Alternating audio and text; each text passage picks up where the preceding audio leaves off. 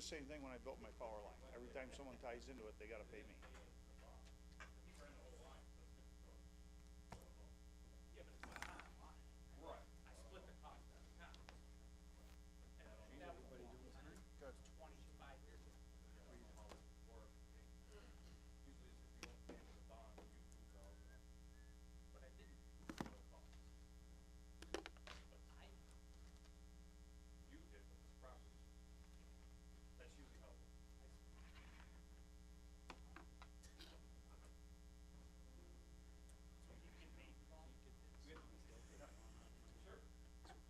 Okay.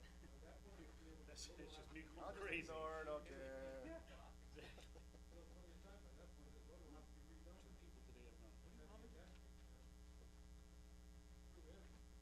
Yeah, we probably have.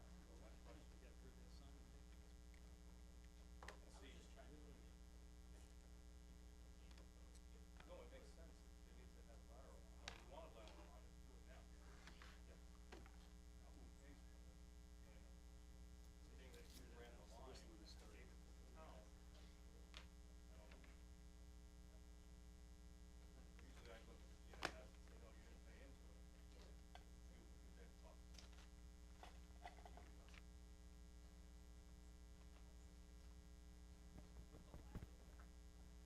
Because when a town would put the lines up, they Right. said, oh, lateral. The laterals would be to the If you homeowners. didn't want it, then you came back. No, I'm just saying, if you as a homeowner didn't want it, then they came back 10 years later and said, hey, Greg, I want to hook up to the sewer. You haven't paid into the, Right. your neighbor's paid for the last 10 years. Right. You have to then hook up, and you be an outside user. You pay back. What everybody else started paying. Yep. Plus pay the cost of the submission. Now, if it's paid in, you cover the Oh, that's right.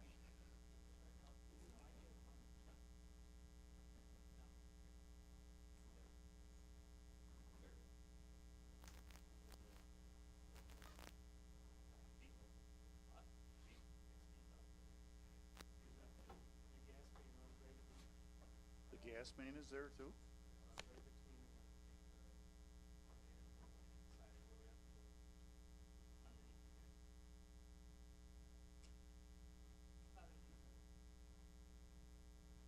probably one that I would actually just hire out. Yeah. My shore box is almost so deep. Wasn't it at least 7 feet?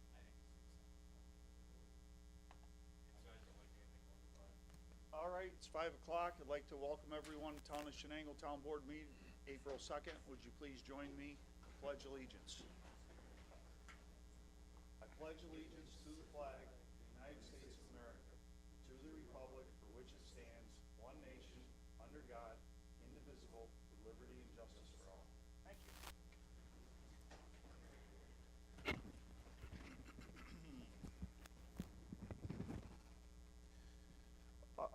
Mr. Clerk, roll call, please. Here. Here. Johnson. Here. Mr. Hulbert. Here. Mr. Lumsden. Here. Mr. Clerk, any communications? No, sir. No, sir. All right, we're going to move on to number 4, open forum. Guests shall speak in orderly fashion and are limited to remarks of 5 minutes or less. The speaker shall deliver their comments or concerns in a civil tone and without the use of profanity or personal attacks or disruptive behavior. The speaker shall not be interrupted except in a matter of urgency. Would anyone like to speak tonight? Yes, sir. I saw. Go ahead, sir. Hello, I'm Steve O. Can you hear me? Yeah, is it on, Adam? It's Okay, on. yeah. Hi, well, I'm Steve Overhouse. I'm here representing Shenango Bridge Fire Company. I'm the board president. I'd like to request the opportunity to meet with the board, be put on the agenda so we can discuss, we're completing our budget now, our longer-term budget. And as we do that, we see we have some issues coming up ahead of us. And before we get to the end of the year budget crisis, we'd like the opportunity to come in and present our budget, show you where we are, where we're headed, and see if we can work some things out, if you have any ideas, going forward. So I just requesting the opportunity to meet with you guys. Okay. Thank you. Anyone else care to speak? Yes, sir. If you use that, we won't, this live stream cannot pick you up unless you use the microphone. Thank you. My name's Chris Bodick, just requesting to be possibly put on a future agenda about rezoning one of my properties.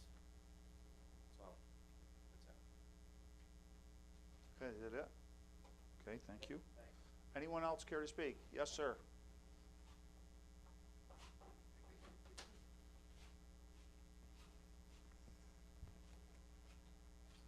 Jared Jones.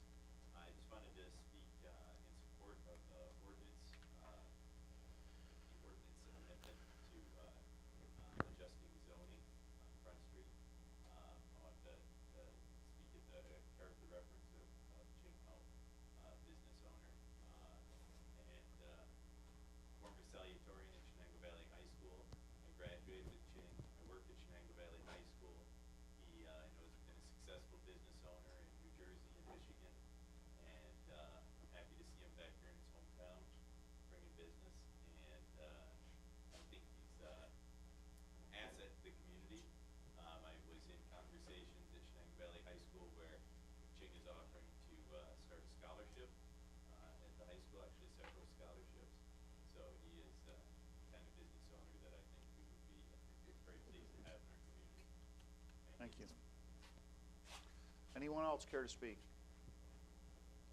Hearing none. Oh, yes, sir. The other thing I have real quick, and I don't need to be on with everybody, Mr. and I are elected, requesting to get an executive session tonight, after 2 weeks ago, not doing it, because we're on behalf of the highway union contract, concerning both the medical on that. We can do it another time, please. Okay. Anyone else? Okay, we're gonna close that section.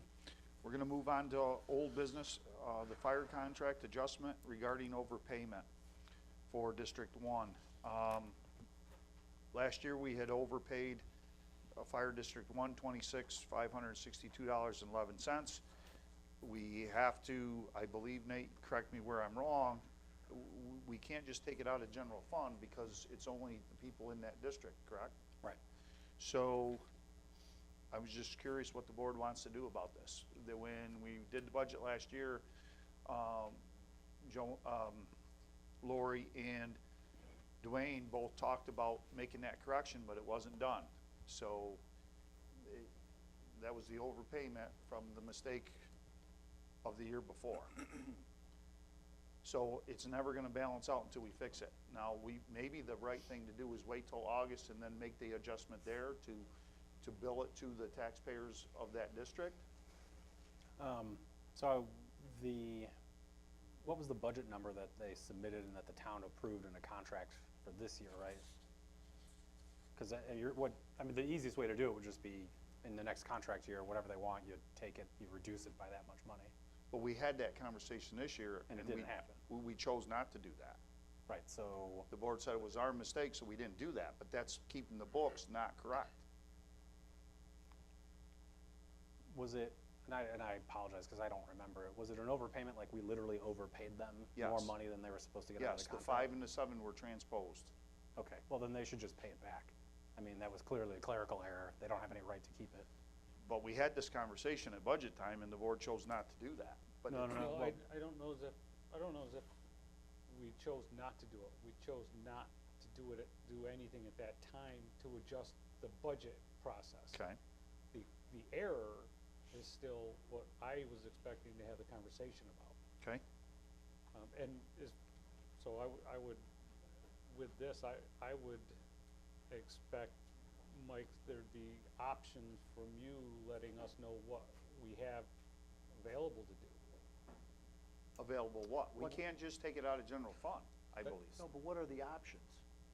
Yeah, so, I mean, That's what, I think the first step would be send them a letter that says, hey, we've identified a clerical error, improper payment was issued to you in the amount of X dollars, here, because of X, Y, Z, please refund us back the money.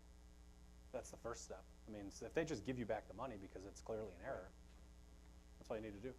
You could have offset it in the contract amount last year if you'd wanted to, because that would have been a way to do it. But now, this year, you need them to cooperate to give you back the money. You can wait until the contract negotiations for next year and then decline to pay them the full amount that they want next year. Those seem to be kind of the main options. To me, the confusing part is, we were down the path to do that, Correct. and then it was brought up, we made the mistake. It's on us, let them keep the money. That's the way I remember it That's the was. way I remember it. The problem is we can't balance our books. I know, but I mean, if you overpaid the money, they should pay it back. That's an amount of mistake that the taxpayer should have to pay. I agree.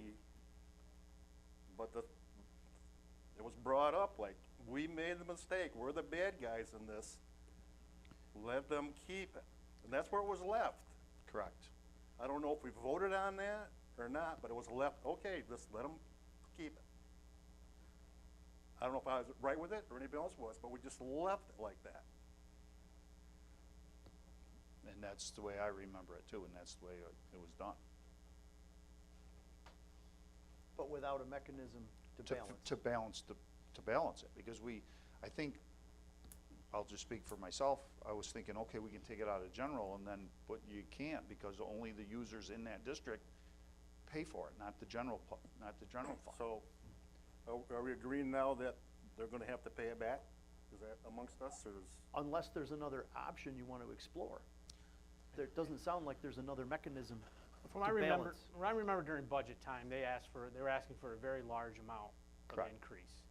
And we immediately said that we're gonna subtract this amount off that increase that they were asking for because we overpaid them by that. And then we were down to the amount that we, I mean, I guess another option would be amending their contract to give them more money, right? But the question then is like, what are the extra services that they're providing to you on account of the additional money beyond what you're paying them for already?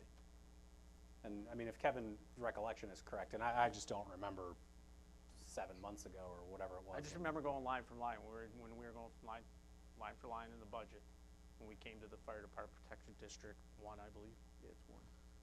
That, But the conversation was we weren't gonna penalize them for our mistake. And that's how I took it. But if I got it wrong, then we'll make the correction. Well, that's fine. We don't have to penalize them for that. I just think we have to come up with that mechanism of how we're gonna make that adjustment. Correct. You're either gonna make that adjustment in August, or you're gonna make the amendment now. Mike, was the money raised through taxes? I mean, Yes. okay, so the taxpayers of that fire protection district have paid for this already. Yeah, I mean. No. Not the 27, that was the mistake. When the checks were caught, it was supposed to have been 327, I believe it was, and it came out of an office at 352. They were transposed. Where did the extra money come from? Well, it went didn't- negative, It went negative, and so and it still shows negative. to right? pay it though, that money came from the general fund then. So there's already been an interfund loan from the general fund to the fire protection But it district. has to get paid Not back paid. somehow. Well, I don't know that that's true. Nate, what you said, that should, if that happened, there wouldn't be a negative in Right. the, There would in be the a line zero item then. for the SF1 line. Yeah, but my point only is, like, the money has to come from somewhere, cause they cashed the check. Right. I understand what you're saying, yeah. And I believe at the time that happened, almost a year ago, the check that they had, we made the check good by general funds, but in the ledger, we have to make it balance out somehow. So we, Options are ask for the money back from the fire company, take the money next contract cycle, out of that.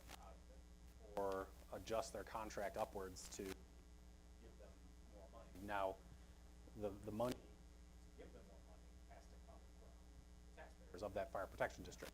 Correct. You can't, you're gonna have to levy that at some point, Right.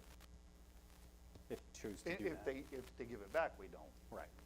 If you take it out of their contract next year, then you probably don't need to do it then either. Right.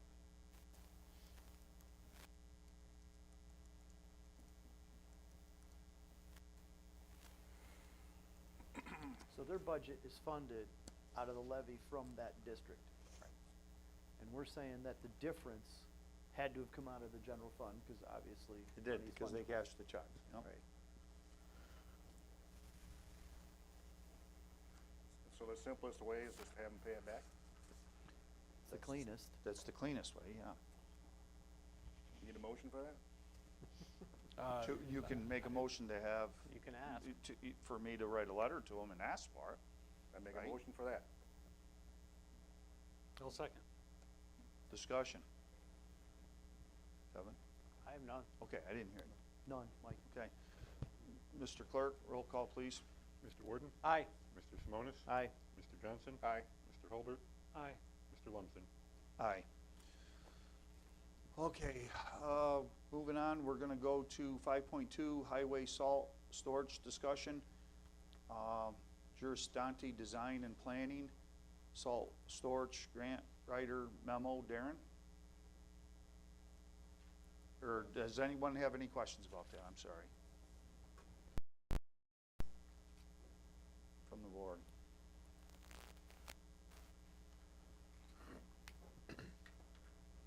Are we looking to enter into this contract? Are you gonna speak in the microphone so everybody can hear you, or? Yeah, come on up, Darren. Explain what you're trying to do here. Sorry. So, yeah, I'd like the town board to authorize us to go into contract with her. We've been in the process of looking at grants so far. Right now, I know of one, maybe possibly 2 or 3 more that she was looking at. One has a deadline of May 1st, so I contacted her if we were to sign a contract with her, if she would be able to get this one done for us, and she said yes. So, we have the $5,000 in that line, and I'd like to be able to, I don't think we're gonna get there, but, use that line item and have her start this so we can get this process. Cause this is over almost $1 million, if not more, of a project. So if we can get grant money for it, it's a big help for us. I also put it in front of you guys also, there's couple other pages from her that she sent me with all what she's done up to this point, so there's quite a bit.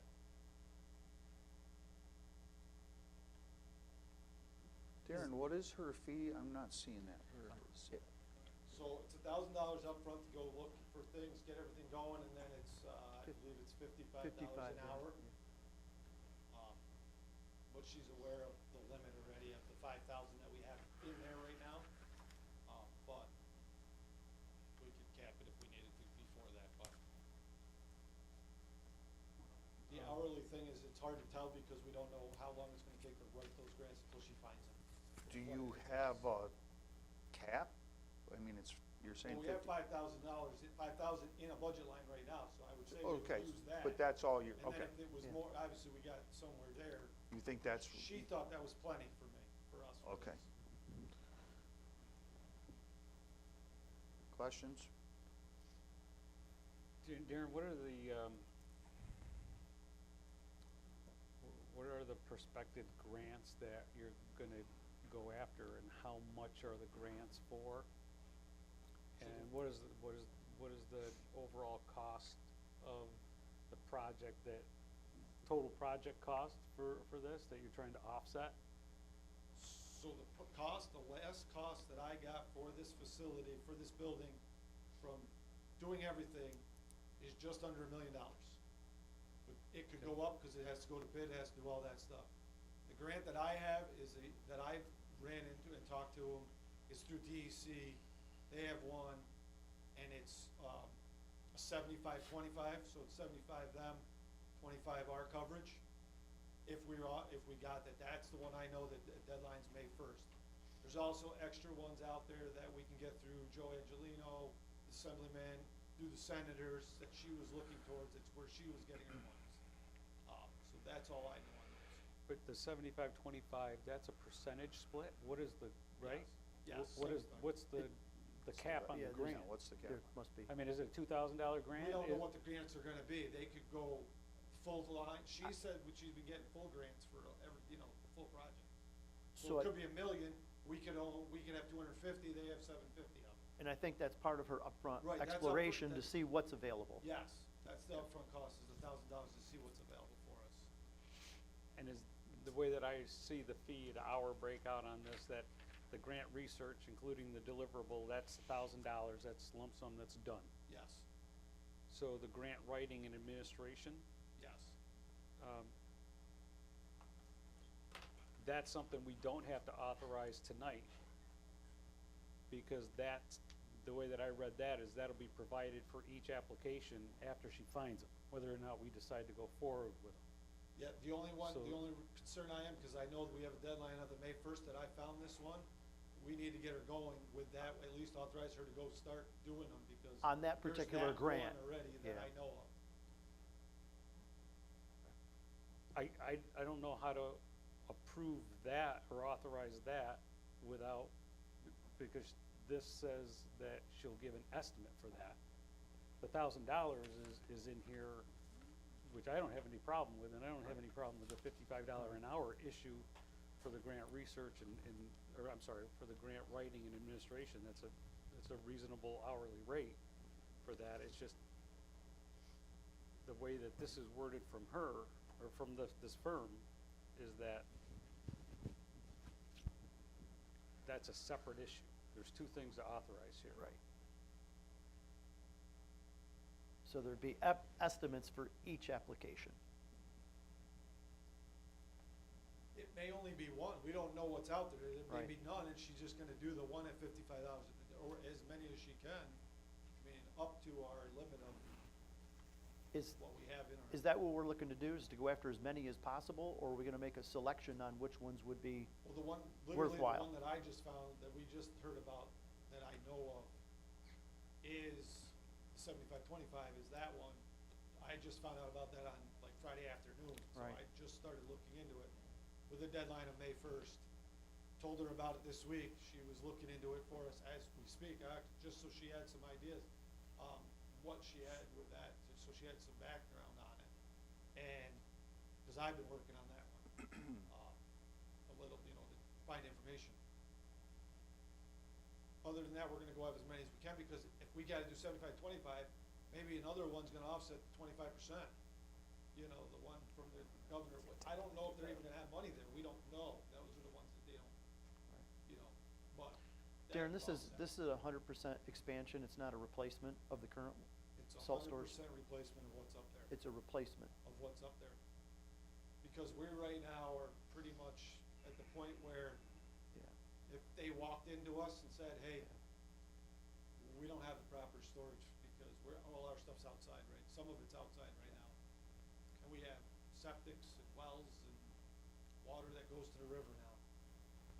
So, when I heard about this, I said, boy, this is a huge jump. Does your budget include the removal of the existing structure? So all this, this would include in the grant, if we got whatever. No, I'm saying the original budget that you just mentioned, the million, Yes. it does include It would the include all demolition? the demo and all that stuff that goes on. But obviously, that whole thing would have to go to bid once we Of course. knew what Yeah. was going on. Because it's above procurement. Do we have to break this up? Well, the proposal, to Gene's point, only talks about doing a grant research, including deliverable, which would be identification, it looks like, of funding sources for $1,000, and then providing estimates for each application that the town wants to pursue after that, which would presumably then need separate approval. She's not provided an estimate for a particular funding source, so you could do tonight, whatever resolution it is, that authorizes her services, and then if Darren's got a not-to-exceed fee that he wants to specifically use for something, you could For a authorize that. specific grant? For a specific grant that he's aware of, Wanna do because that? you don't necessarily, if Darren's already identified this, you don't need to pay her $1,000 to tell you the exact same thing. Well, Right. right. So, it's, I would expect that $1,000 would not include that grant This that you particular found. grant that you found, And Right. how much is the grant for that you found that's due May first? I don't know what the we don't know what it is. you just said it was a 75-25, right? 75, they can only give us 500,000, I don't know, we're gonna write it for what I'm assuming she will write it for what the cost of the facility. Right, but be. you don't know what the cap is. I can't tell you what the cap's gonna be on that until we write them. Usually they fund it, they see it, they fund them, they give out so many. Last year I know they gave out 22 of these, roughly, this one. And I did not know the deadline was May. I was like thankful that the people told me about it. But that's my only holdup, so I apologize on the deadline on that, but that's. I would like to something move just forward wanna- with it. I'd like to move forward with it. I mean, we have a budget line for grant writing, let's use it. Yep. It's a benefit to the town. It's a very expensive project if we have to pay. Certainly is. You, The whole bill. you could authorize the resolution for her services tonight in general, then do a motion to say, you know, because you've got another meeting in April. Do a motion to Authorize her services on the grant application for this project not to exceed 10 hours of work between now and, hopefully that's enough for her, between now and your next meeting, when she can get you an actual estimate for how much she needs, and then you just authorize the extra amount, if there is any extra. There might not be. That work? Anything's better than nothing, yeah, for Yeah, her to you wanna get do that, going on Kevin? it. Yeah. I'm good with that. Yeah. So, you wanna put a dollar amount on it, or just not to Well, you can, exceed? yeah, you can There's do 10, 12 hours. Yeah, 55 bucks an hour, Authorized, 10 yeah. hours is easy, Is 550. yeah, 550 plus the 1,000, right? The 1,000's not part of that specifically. 'Cause the 1,000 will be approved later when you say, yeah, go identify other grant Do you sources have for a us. copy of that grant That's just to information? quantify this one. Yeah, to quantify Yeah. this particular Okay. grant. Okay. The only clarification I think we need to make if we're gonna do that is to specify what grant application it is that Darren is bringing forward to us for that hourly rate. Yeah. You don't have the name of I it? don't have the name of that one, sorry. That would, Go, yeah. go find it, Yeah, and then come back and, actually, that would be very helpful. How would we find that? Can you find that Is it quickly part of with the a phone intended call use or a plan? text? Huh? Is it part of the intended use plan? I don't know where it's from, I got it from the company that gave me the quote. So do you have access that Call to an her and email? ask her what that is, yes, I do. But I have a phone call, I can call her real quick and see if she can tell me what that grant is. Yeah. Okay. And Cause we that, prepared for- Cause there's a resolution that we prepared just in case we can adjust it. cause future estimates that are gonna come in or proposals from her based on an estimate are gonna reference very specific grants that we're gonna have to authorize, and I don't want them to get mingled. Okay, yeah, I'll get that. Let me go work on it. Okay. Thanks. All right, we're gonna move on. But do we have any issue with the $1,000 one, No, right? No, Right. to search for other ones, but I would exclude this one for sure. So it's two separate discussions? Yeah. Okay.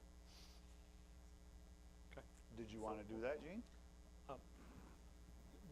When we are going to do that, yes. Okay, Yeah. not now. I No, didn't- he's gonna bring back the information. Yeah, We can do yeah, them that's at the what I same thought. time, We'll but do it there's no later more- today if he there's no finds it. issue of the $1,000. Okay, Okay. all right. At 6 o'clock, we got a public hearing. What time is it? It's 5:30, so we're gonna move on to new business, 7.1, Bartla Judas, Leeson Gleason. At 6 o'clock, if people get in here, if you're almost finished up, we can hold off a little bit and let you finish, but if you got longer, then we're gonna break it at round 6 for our public hearing, okay? All right, come on up.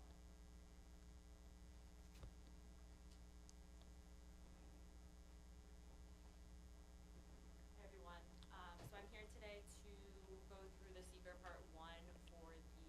Would you like to sit down in the chair there? Either way. Okay, whatever you're comfortable Thank with. you, yeah. All right. If we have to go through the packet, I'll Okay. sit down, but, so this is for the, water study that Barton and LaJudas is completing.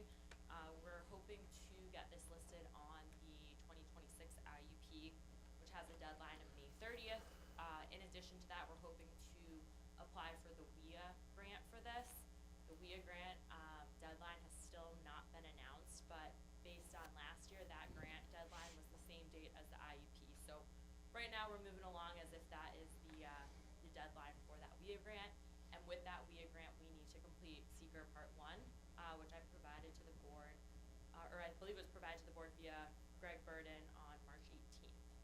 So I believe you all have that in front of you. I'm not sure if you guys have a process for going through the part 1.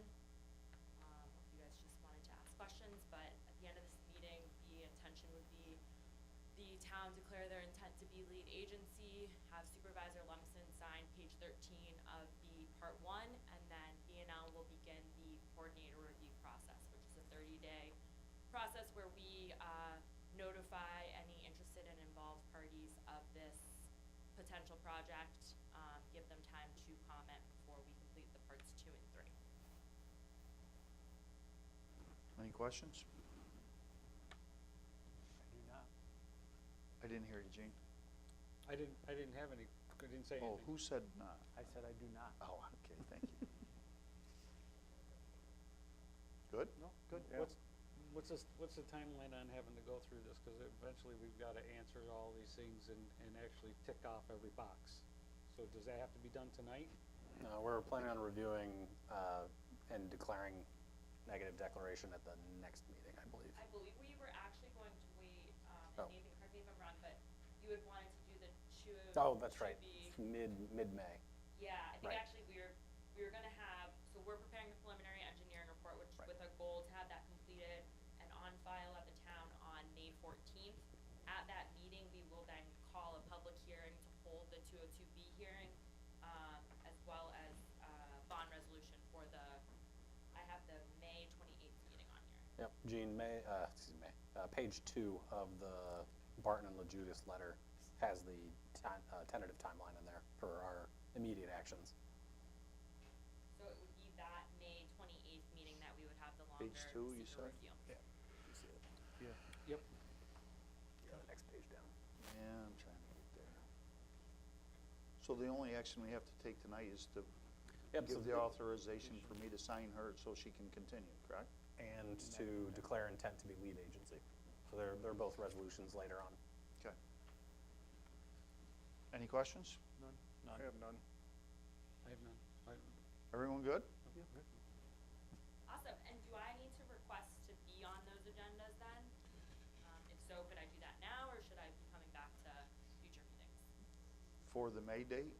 Yeah, it would be May 14th. I'm not sure if I have to be here to call the public hearing, but we would want to be noticed for a public hearing for the May 28th meeting. And then the May 28th meeting, we would have a few items on that agenda for this project. What's your thought there, Dean? The May 14th meeting is just the announcement of the public hearing date?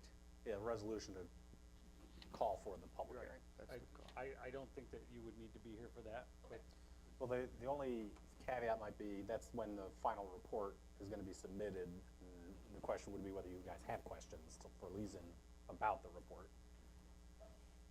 okay, but that's a separate issue than Right. the resolution being here. Well, for then that, what so- we'll try to do, so do you want her to be here? Is that what you guys Yes. wanna do? Well, then we'll try to put her at the beginning of old business so that she can get on the road and get out of here then. Yeah, and we don't plan to have the PER to the town until the 14th, so it's unlikely you'll have time to review it by then. So the 28th meeting, May 28th, is definitely one that will have more questions, I believe, at that point. But I'm happy to come to both if needed. So we'll plan on that for now, and we can. Yep. That's what you guys wanna do? Or Gene, you Nope. guys feel that she doesn't need to be here? What's the consensus here? Hang on a second, I'm looking at dates. So, I know that, I'm looking at dates because you just said that you weren't planning on having that report to us till the 14th. But for us to have it and have a conversation for it, it's gotta be on our agenda, which is the previous Friday. Okay. So, Oh, yes. The 9th. So we'll have the report to you by the 9th, so that it can appear on the agenda for the agenda, 14th. so that we can have that. Great. And at that point, it would give us the opportunity to have some questions or dialogue with Greg to get back and forth for you for that meeting. And if something urgent came up, I guess that would be the only thing that's on it. That was our internal deadline, so we won't have any wiggle room there. We'll get it to you on the 9th. Okay? Anything else for her? No. No. Thank you. Thanks, everyone. Drive home safe. Thank you. All right.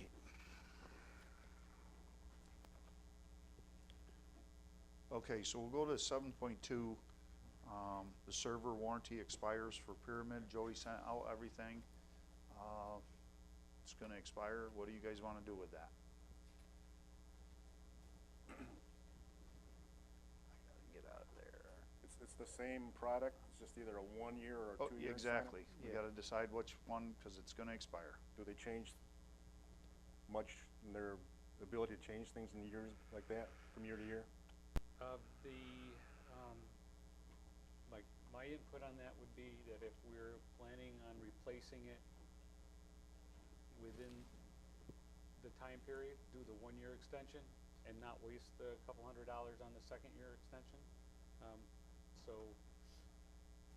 That's really the only value that you have for not going to 2. If you could go to 2, don't budget a server replacement for the next 2 years. Right. What's your thoughts, guys? Who decides if we need to replace our server or not?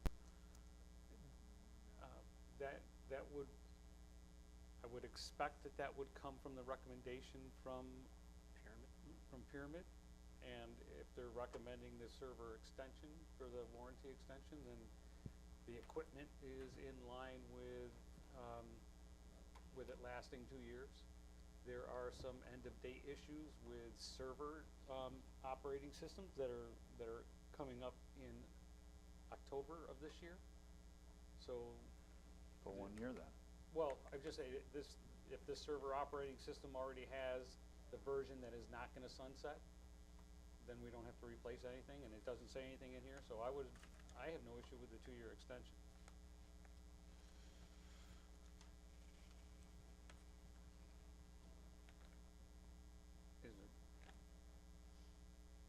Warranty extensions are usually somewhere in between 5 and 10% of the equipment cost, and this is significantly lower than that. So did this information come from Pyramid, or did it come from Dell? Well, the quote came from Dell because the equipment is Dell. But Pyramid, like you're saying, so Pyramid knows if we have to update our server by the end of the year or not, so if we go with the 2 year, I hope we don't. Yeah, tell us it sunsets in October. I also still don't have a probably okay. concern about that because Dell wouldn't extend their Oh, you're warranty saying, on okay. something. You're saying Dell wouldn't extend it, okay. Dell wouldn't extend Okay. it if it violated their software agreement. Then can we agree to go with 2 years, gentlemen? I agree. What's the tax on that? We pay the tax on that? Shouldn't pay any taxes, I don't think. They put tax on it, They got tax on both of them. $20.32 estimated tax, but maybe that's. Well, it says estimated, so you'd be like, we're not paying that. Right. Okay. This is just Yeah. a quote, not necessarily. It's a quote, yeah. Okay. I'm for the 2 year. Is this in a resolution later on? No, this was not, I don't recall this coming in front of me. I don't see a resolution for it, so I don't know what the timing on it is. Looks like Yeah, it's gonna run out, It was in might have already run out. I think it goes out to the end of this month. I April think. 20th. April 20th. So you can make it on the 16th? Okay, let's do that. Make it for a resolution. Agree on to the do 16th. that? Got it, Nate? Yep. Okay. We good with that topic, gentlemen? Yes. All right, we're gonna move on. What time is it here, public hearing? You Got- still yeah. got time. Did you get any information? I did. Do you wanna finish him while? Oh, yeah, Darren, Before if we you do got the- it, come back up. So, it's through the DEC, it's the WQIP, which is the Water Quality Improvement Project. Grant. What did you say? QIP. WQIP, Water Quality Improvement Project. Okay.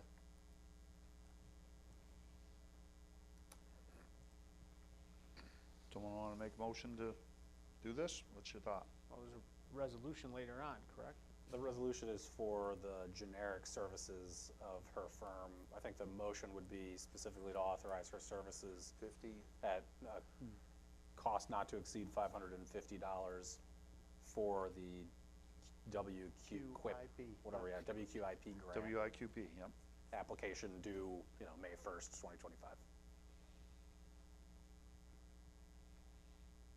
And if she comes back with an estimate saying it's actually gonna be more, you can approve that at your next meeting, but at least you can get started now. Okay, I'll make that motion now. Second. Discussion. I have none. I have none. None. None. Mr. Clerk, roll call, please. Mr. Warden? Aye. Mr. Simonis? Aye. Mr. Johnson? Aye. Mr. Hulbert? Aye.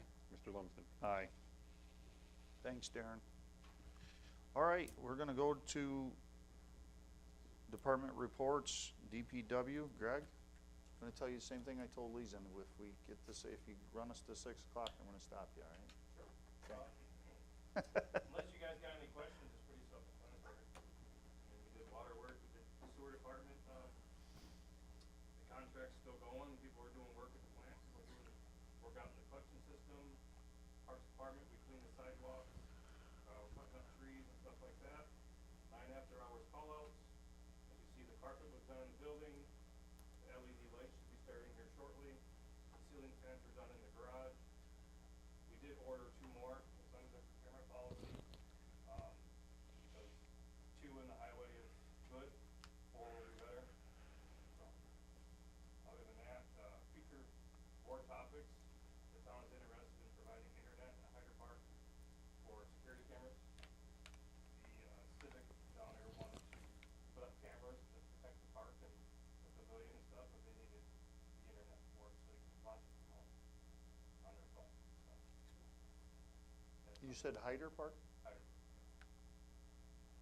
If the town's interested in it, she wrote a letter to the town, I provided it before. If you wanna put it on another board topic, I can provide that letter again. Any questions for Greg? Greg, before I would wanna see what the discussions are. I don't wanna just put something on an agenda as, just as a generic topic for it. So first I'd wanna know what your recommendation is, whether or not you want it, and then what those budget costs are for us to look at, so we can have that information to decide whether or not we wanna do it. And what the ultimate goal is, you know, why it's going in. Greg, could you provide the letter too that was written? I haven't seen that. Thank you. Any questions for Greg? Just briefly, what were, give me a sample of what the 9 call-outs were. For sewer pumps, Sewer pumps? or high water levels, or water breaks, so that was 9 for the month. Okay. We do have the Exit 6 water main project that's completed today. The new pipe is online, been seeded, strawed, some concrete was replaced for the sidewalk. That's all.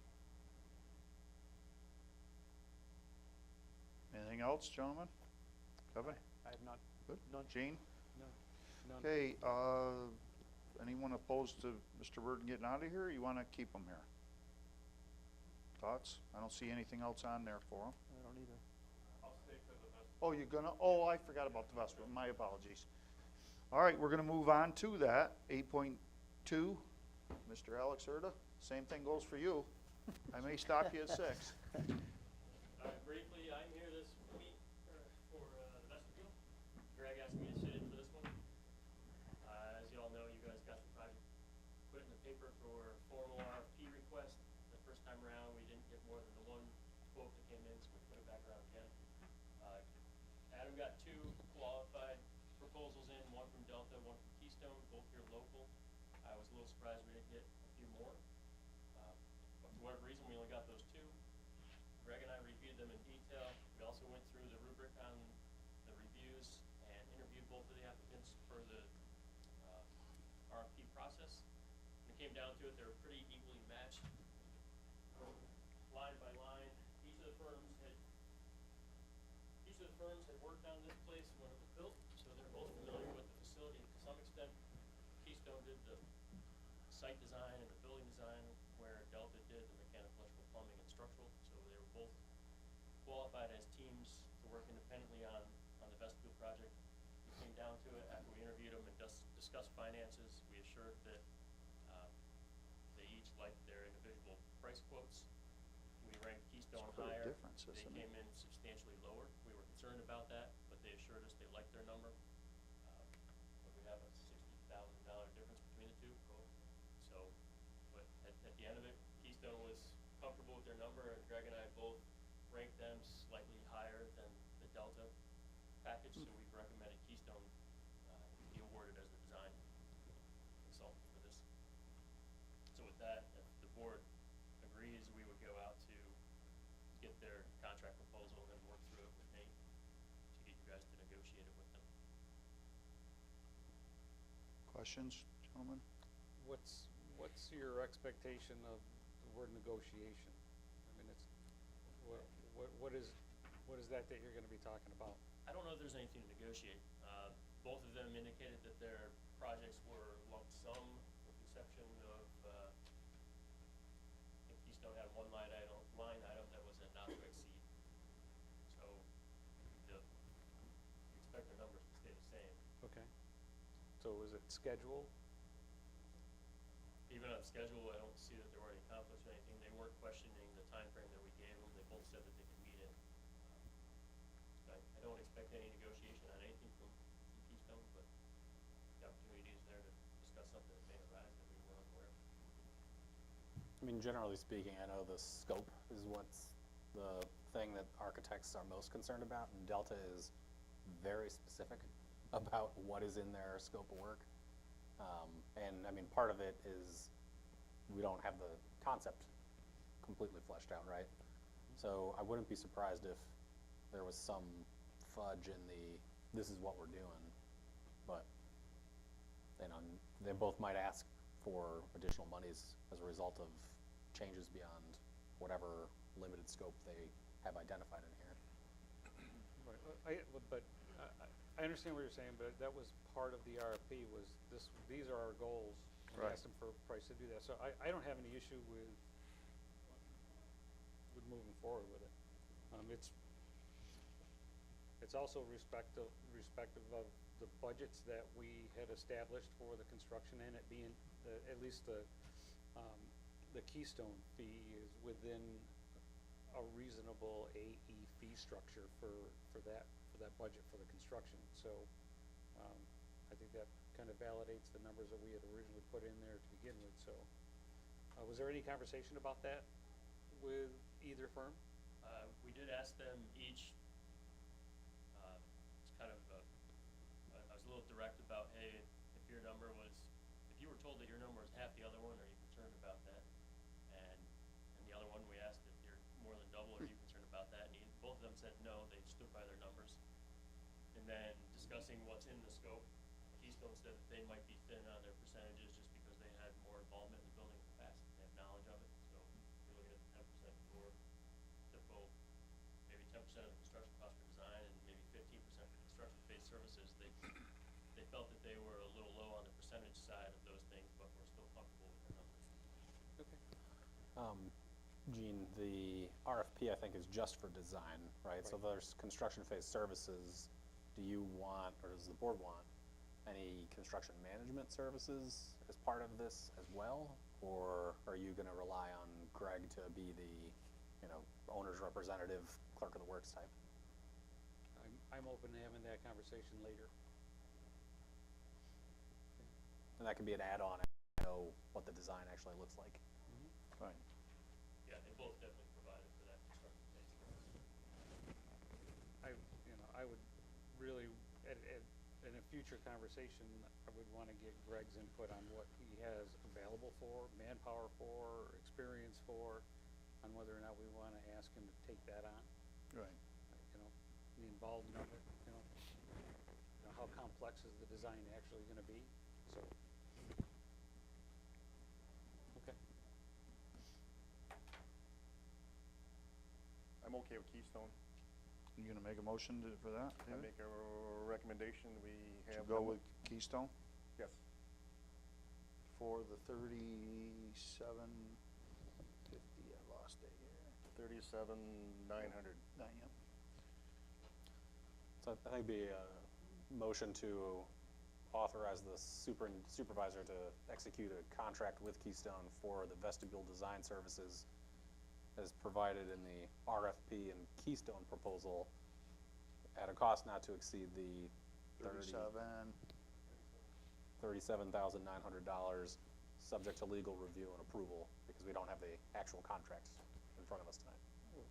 Why don't we just have a motion then to authorize that process and do a resolution at the next meeting for the award of it? We could do that too. Say that again? Make a motion for the acceptance of the proposal and to move forward with the award of it to Keystone at that price. And then we'll do a resolution at the next meeting. Gene's assuming we'll have the contract finalized by then. Yes. Is that your motion? That's my motion. Do I have a second Second. anywhere? I'll second that. Discussion, gentlemen. None. David? No. Okay. Mr. Clerk, roll call, please. Mr. Warden? Aye. Mr. Simonis? Abstain. Mr. Johnson? Aye. Mr. Hulbert? Aye. Mr. Lumsden? Aye. Alex, you good? Okay. All right, thank you. All right, we're gonna move on. 8.3, attorney report. Yep, I'll keep it pretty brief. Worked on a lot of things, various labor issues in the past couple weeks, drafted a lot of resolutions for tonight. Yeah. I had a meeting with the attorney for Layler Dental about the site plan approval that they've recently applied for, and according to Alex, it's taken them 12 years to get their stuff together. Still some wrinkles to iron out. And then Darren recently approached me asking about an Adopt a Highway program in the town. I've looked into that. I think that the town could do it. I actually think Darren could just authorize it because he's the highway superintendent and he's got control of people who do work on the town roads. I've stolen program policy and application form from another place. I'm pretty comfortable with it. It puts all of the liability on these applicants. We could put up a little sign saying thank you to them. But I'm flagging that to you folks in case you all want to take issue with Darren for maybe doing an Adopt a Highway program. And then I'm requesting an executive session tonight to talk about a confidential investigation report. The outside counsel is available to participate in that discussion by phone. I've let her know it'd probably be sometime between 7 and 8 o'clock, if we could possibly get that on the action plan for tonight. Board agree with that at the end of the meeting? Yes. That it, sir? Yep. Supervisor's report, I have nothing. I was gone last week, so I don't have nothing there. So we got a little time, Mr. Nate. Why don't you See how many we do can some get of the through. resolutions Yeah, we'll all get right. through. Resolution 9.1, approving abstract number 7. So moved. Second, Second. discussion. I have none. None. Mr. Clerk, roll call, please. Mr. Warden? Aye. Mr. Simonis? Aye. Mr. Johnson? Aye. Mr. Hulbert? Aye. Mr. Lumsden? Aye. Resolution 9.2, reappointing Scott Smith to the Board of Assessment Review. So moved. Second. Discussion. None. None. Clerk? Have the dates and positions been put on to the Diligent software?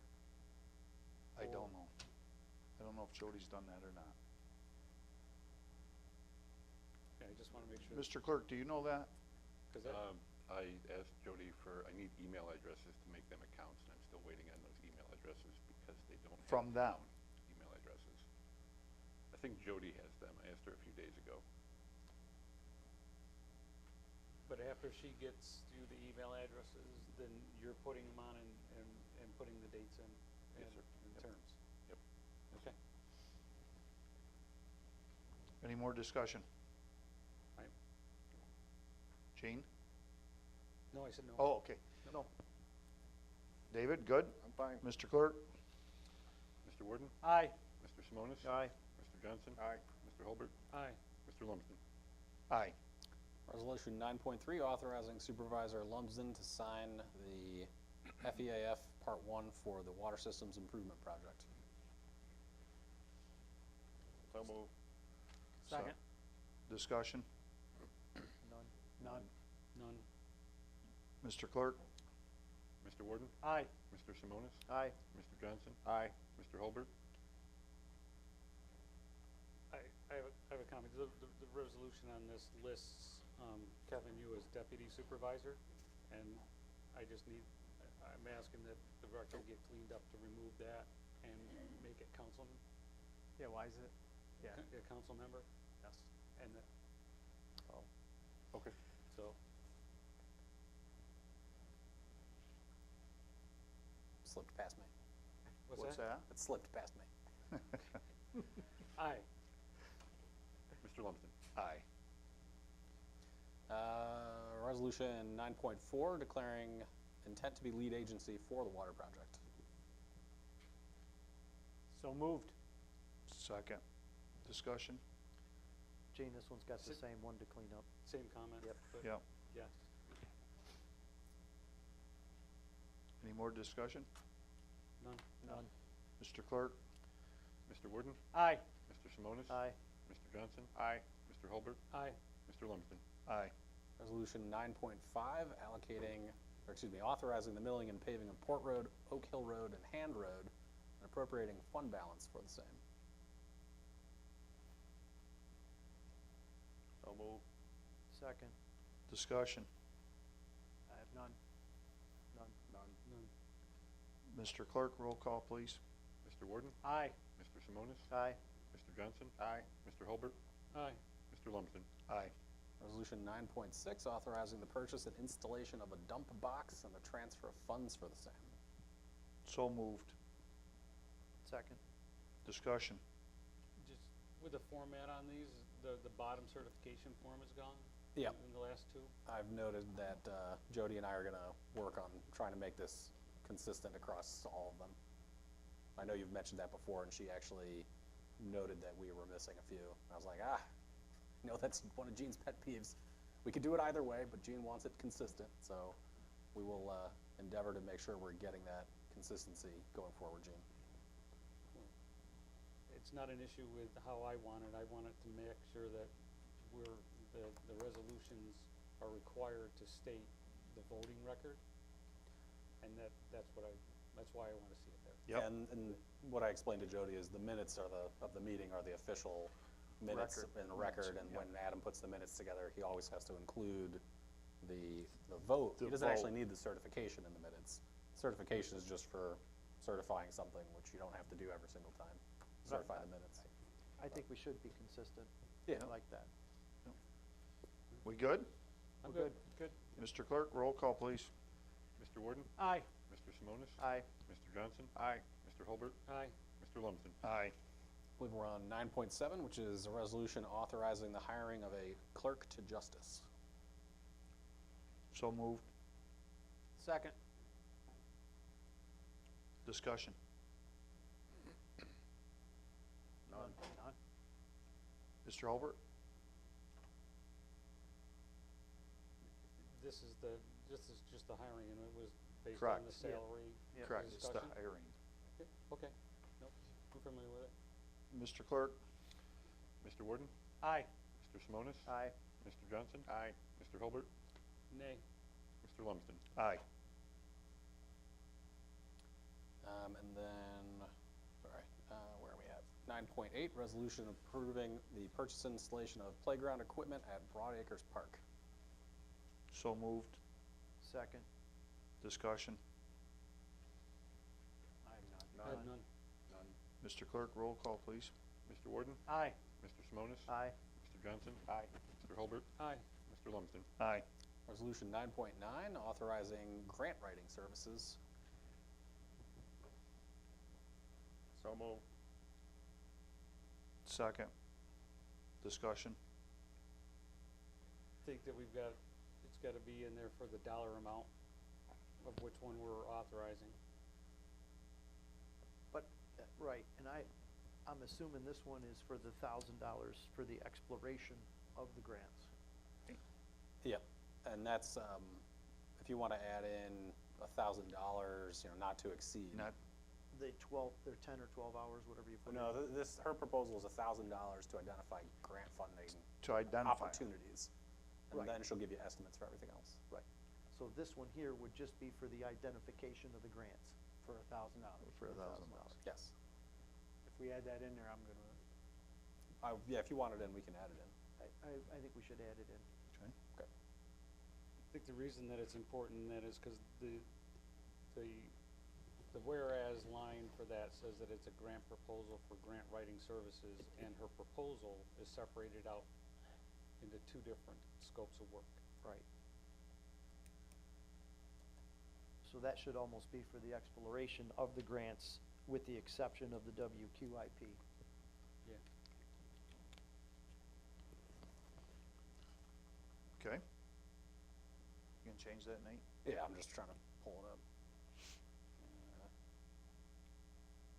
Wherever it is.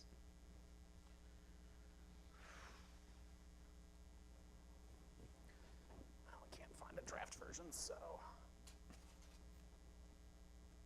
So you want it to read, I'll just read it then. Town Highway Superintendent desires to contract a grant writer for the purposes of writing a grant for new salt storage facility. Whereas the Highway Superintendent has met with Juristante Design and Planning, whereas Juristante Design and Planning has submitted a grant proposal for grant identification services. Now therefore, it is hereby resolved that the town is hereby authorized to enter into a contract for grant identification services not to exceed $1,000, utilizing budget line A-6989.400.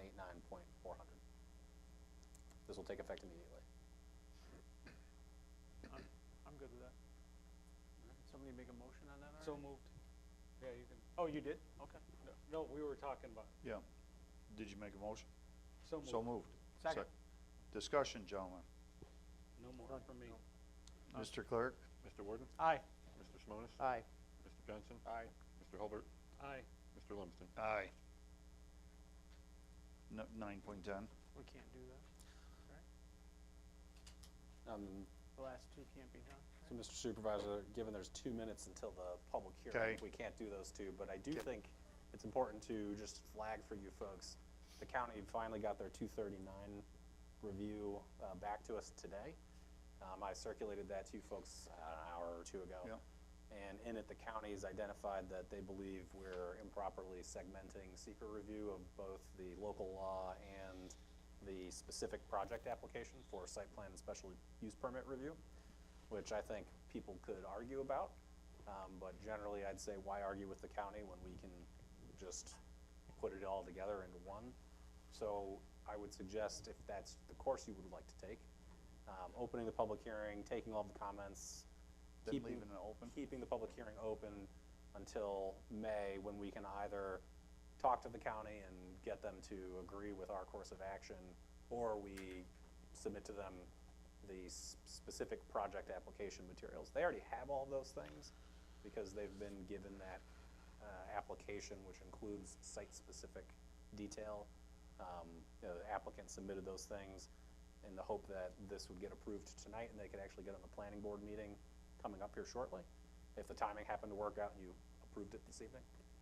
So the county has everything, they just think it needs to be, for seeker, reviewed all at the same time by one board. Okay. So, we can't do it early. We've got 1 minute to go here. I see Gene biting his tongue. Oh, it's 6 o'clock. So, we're gonna. wait. So I'm going to recuse myself because I got a conflict because it involves my property. So I'm gonna turn this over to the deputy supervisor. Let me step out.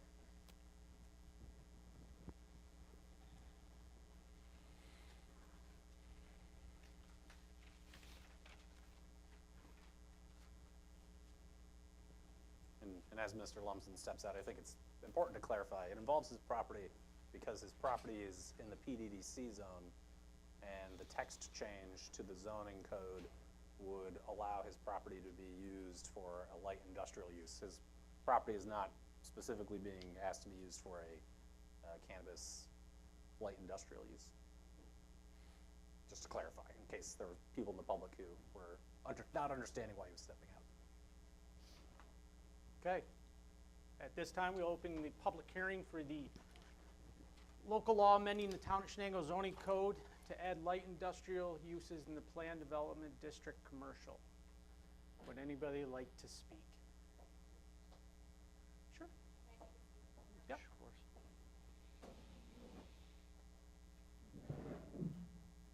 Good evening, board members. For the record, Kristen Motel. I'm a partner at the law firm Petty and Fader on behalf of Dragonfly Kitchen. Ching Ho, the CEO of Dragonfly Brands, is here tonight as well. As you know, Dragonfly is petitioning the town board for an amendment to the zoning law to permit the light industrial uses. Could you speak into the microphone? Oh, sure. Yep. Is this working? Tap on the top of it, tap on the top What of it. about now? Just tap.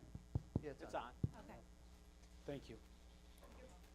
To permit light industrial uses within the PDDC, subject to specific location and use restrictions. Light industrial uses like those that are proposed in the amendment are not explicitly permitted in the PDDC currently. So the intent of the amendment is to provide for some flexibility, especially to address new consumer trends over a variety of industries, not just the cannabis industry, which our client obviously is involved with, especially in the post-COVID world where there's less in-person retail and more packaging and shipping of products.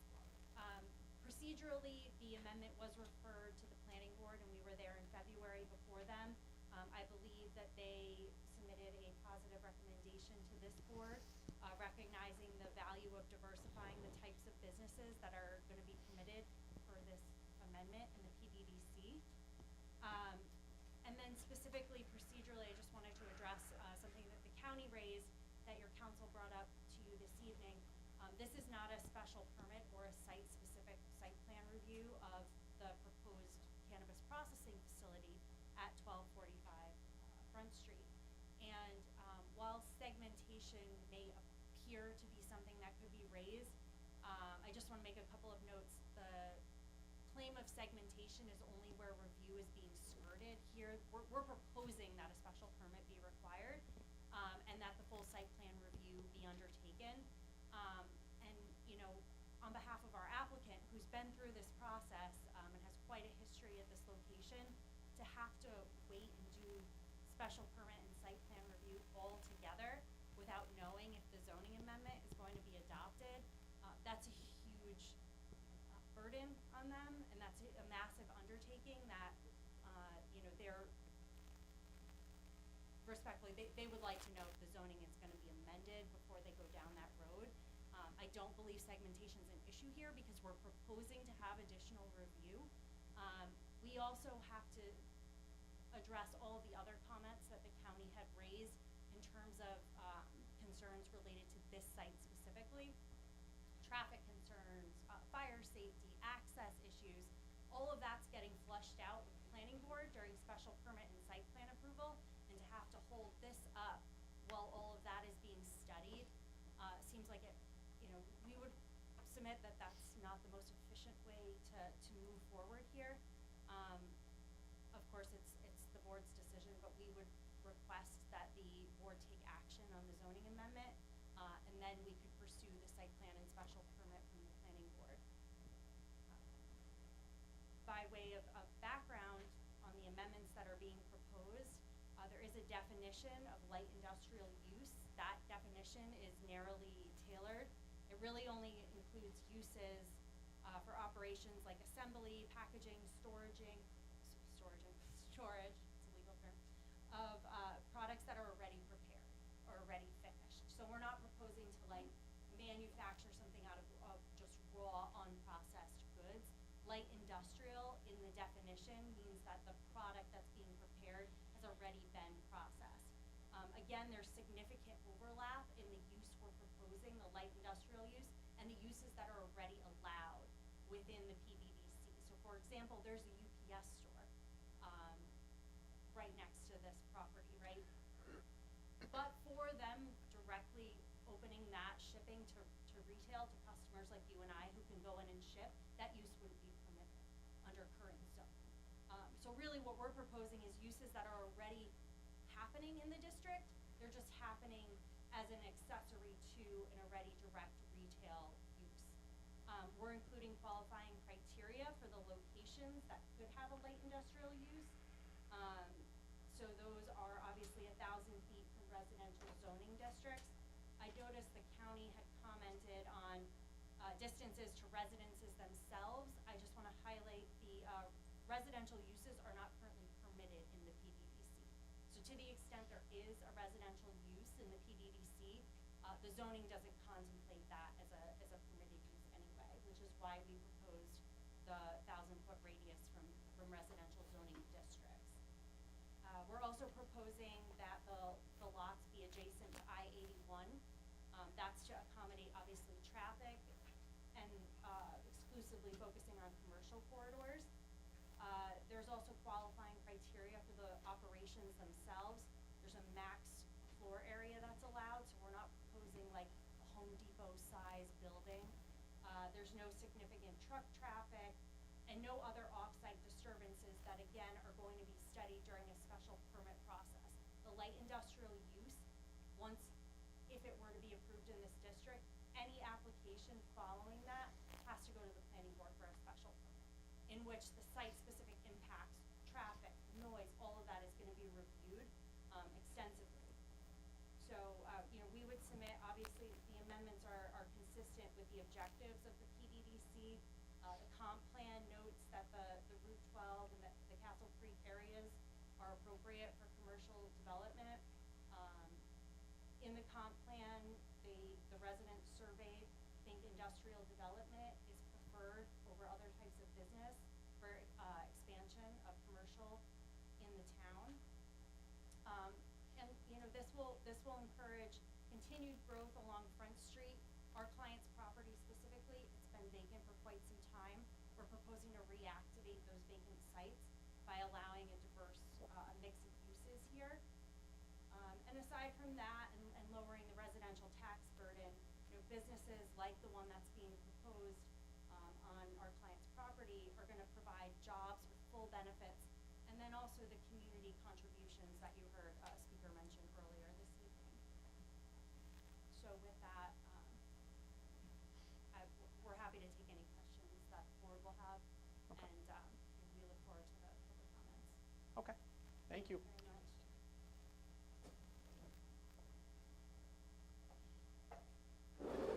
Anyone else like to speak? Sure. You need to speak in the, yeah, just because we're doing it, live streaming it. Thank you. Regardless of what potential client ends up in the facility, I'd like the board to consider one thing. The traffic there on Front Street is horrendous now. A lot of times at 5 o'clock hour, it's backed up all the way to 81. Depending on what kind, whether it's this business or some other business, truck traffic entering into that intersection. The intersection's already overcrowded. The other thing, that building was looked at for a church a few years ago, if you remember. One of the questions from the board that came up then was sufficient parking. And I think that's got to be an issue that's reconsidered again this year with this. Whether it's this business or another big food chain restaurant. Is there enough parking? And what will it do to the other businesses? The other plaza just down the road where the UPS store is a nightmare. There is not enough parking in that lot now. People park in the fire zone. There's massive, there has been anyway, massive potholes that people are trying to drive around, which puts them into parking area instead. But I think the parking and what kind of traffic we're going to have into these facilities needs to be really considered. Not only for there in the lot, but also the intersection. Because the intersection is terribly crowded now. Thank you. Thanks.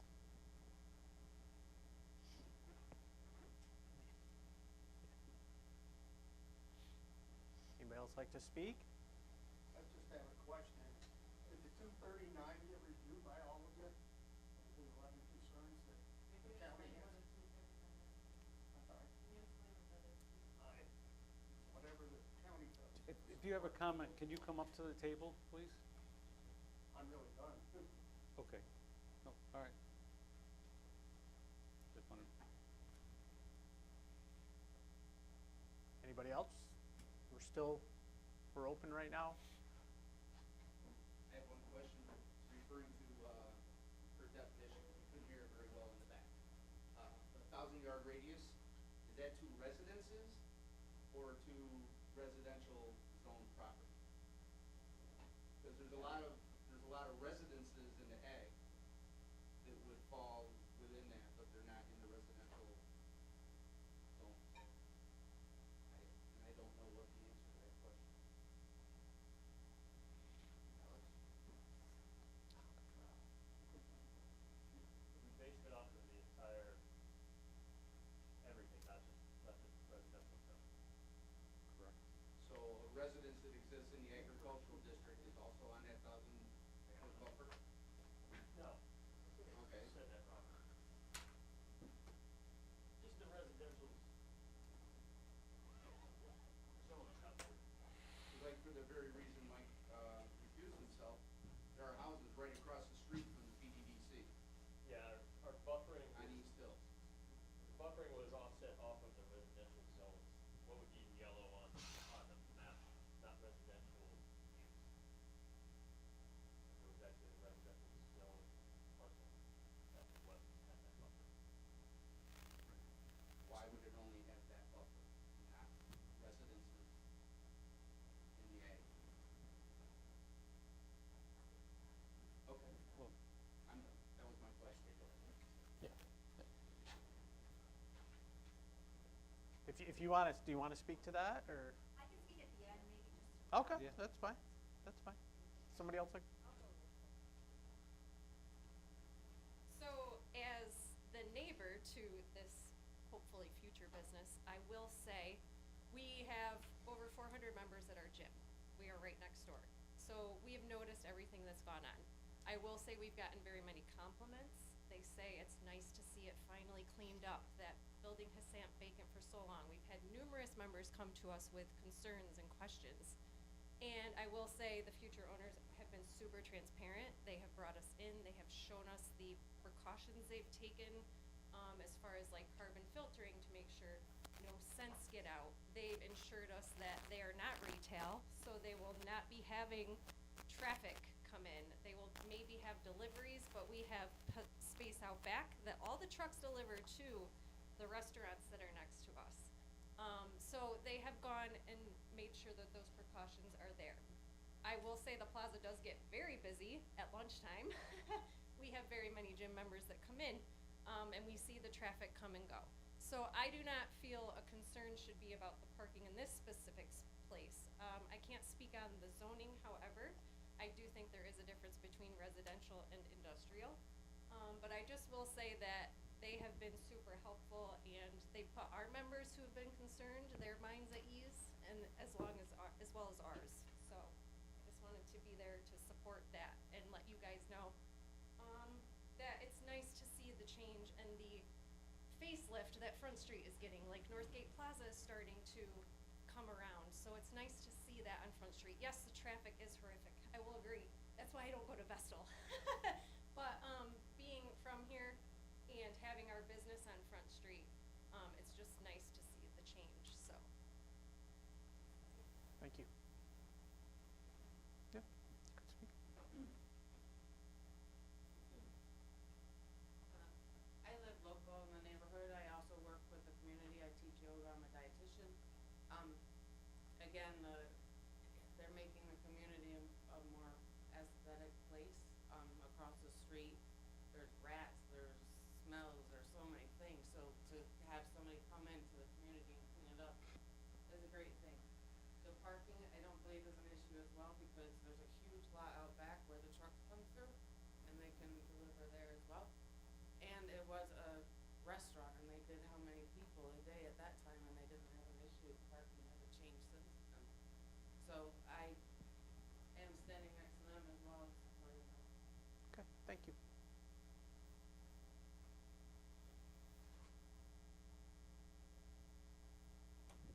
Anyone else? I mean, is there any chance to get an answer to my question? That's, she said she was gonna speak at the end. Oh, okay. So that's why I was waiting for everybody else to speak. And I think that's it. So if you'd like to. Thank you. So the question about the RA properties, given the location of that district, we were to add a 1,000-foot radius to that as well as residential districts, there would be nowhere that this would be allowed within the PDDC. So, and the residences, to the extent they're not on the other side of I-81, the ones in the PDDC, like I had mentioned, are not permitted uses. They're pre-existing non-conforming from when the zoning changed. So, I believe that addresses the question, and Alex and I had worked through that with the planning board in February because that same question came up. And as to the note on parking, aside from the fact that any light industrial use being proposed would have to meet the zoning requirements for parking, otherwise it would need an area variance. The light industrial uses in general tend to require a lot less parking, as was already mentioned, because there's no direct retail components. You don't have people coming in, every day to ship a package or buy something. It's really just the employees and any minimal truck traffic, which also is why, like, the size of the facility is scaled down. There's a consideration where the anticipated truck traffic needs to not overburden the capacity of the road. That's essentially requiring like a traffic study during special permit review. So that's also within the, giving the planning board jurisdiction over that, over each and every application that would come forward. Okay.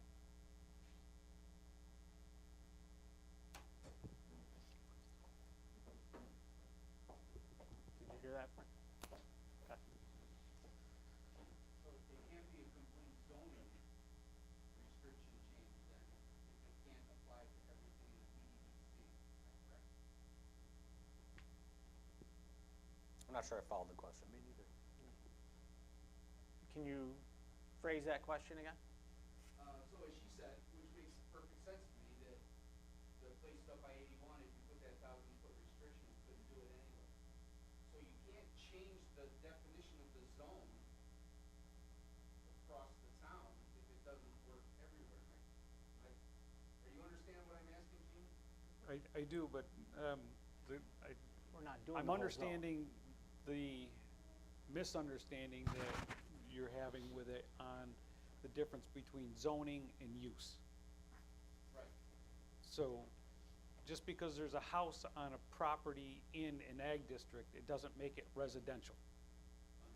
So, the purpose of this with the PDDC is that that's the only place that that this light industrial use can go.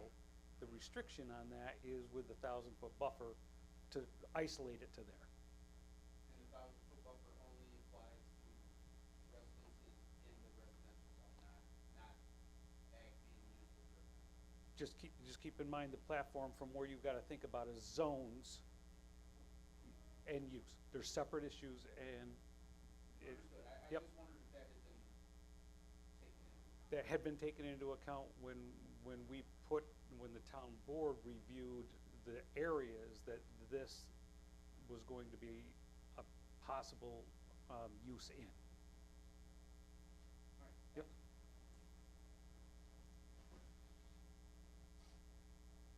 Anybody else? Last call.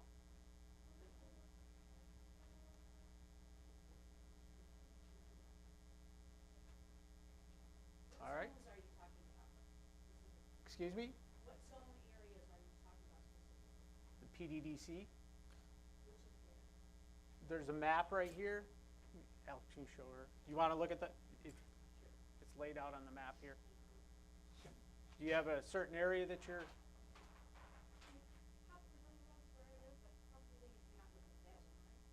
no.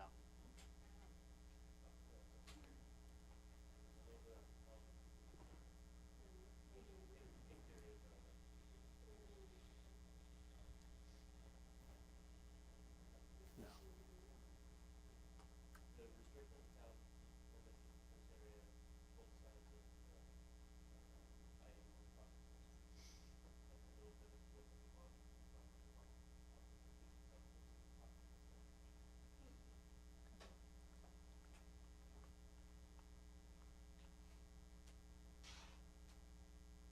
Okay, seeing that that's it, we're going to keep the public hearing open. Well, this is probably the time for the board to discuss what you want to do. Okay. I mean, I think Gene had some thoughts on it. Do we need to, do we need to do anything with the public comment portion of it before we get into the board discussion? I think to the extent that I think the discussion right now would be whether to close the public hearing or keep it open. So it's not really about the merits of the project or the local law itself, but instead, do we keep the public hearing open in light of the county's comments and then try to work with the county through that, or come with a very thoroughly reasoned rationale as to why, in fact, this is appropriate what we're doing. I mean, I think, you heard from the Dragonfly attorney why she believes segmentation is appropriate to the extent that this could be viewed as segmentation. I certainly think that there's lots of merit to what she's described. One of the key questions in segmentation is whether or not will environmental review still be occurring, and will it be as strong of an environmental review as you're going to get, separately or together? And then are these collectively, do they cohesively make sense as an action? I mean, there's pros and cons. I get why Laura's here mentioned this. I wish she mentioned it 3 weeks ago instead of today, because then we could have perhaps grappled with this a little differently. But where are we? We are where we are. So the county's input is just suggestions. We can ignore them? So the county 239 requirement is that you have to submit a complete application to them in order to trigger the 30-day obligation for them to provide comments. So what they've said is this is an incomplete application, which would mean the 239 review period has not technically started, and they're withholding their final comments until a full, complete application is provided to them. If we disagree with the county and say, no, we gave you everything, which you can do, you can move forward and say, you had a complete application and you've just given us what you've given us, then if somebody challenges you, and I'm giving like some legal advice here. Which is appropriate. So I guess the question would be, would you like to go into attorney-client session for that legal advice, or do you want to just keep talking? I would prefer you to keep talking. Okay, is everyone else? Yes, Yeah, I'm agreed. fine. You Okay. can, So if it gives an opening to somebody challenging you to say, just immediately, you failed to provide the county the complete application, and therefore it should be overturned and redo it. And then we'd have to go to court and argue, no, you were entirely correct, and then we'll see what a judge says. It just leaves an opening. Belt suspenders and holding your pants up approach is, okay, county, we'll play ball. Here's the extra information you wanted. It takes the applicant a little bit longer, but it leaves you less exposed to litigation risk because you've addressed the concern that the county raised.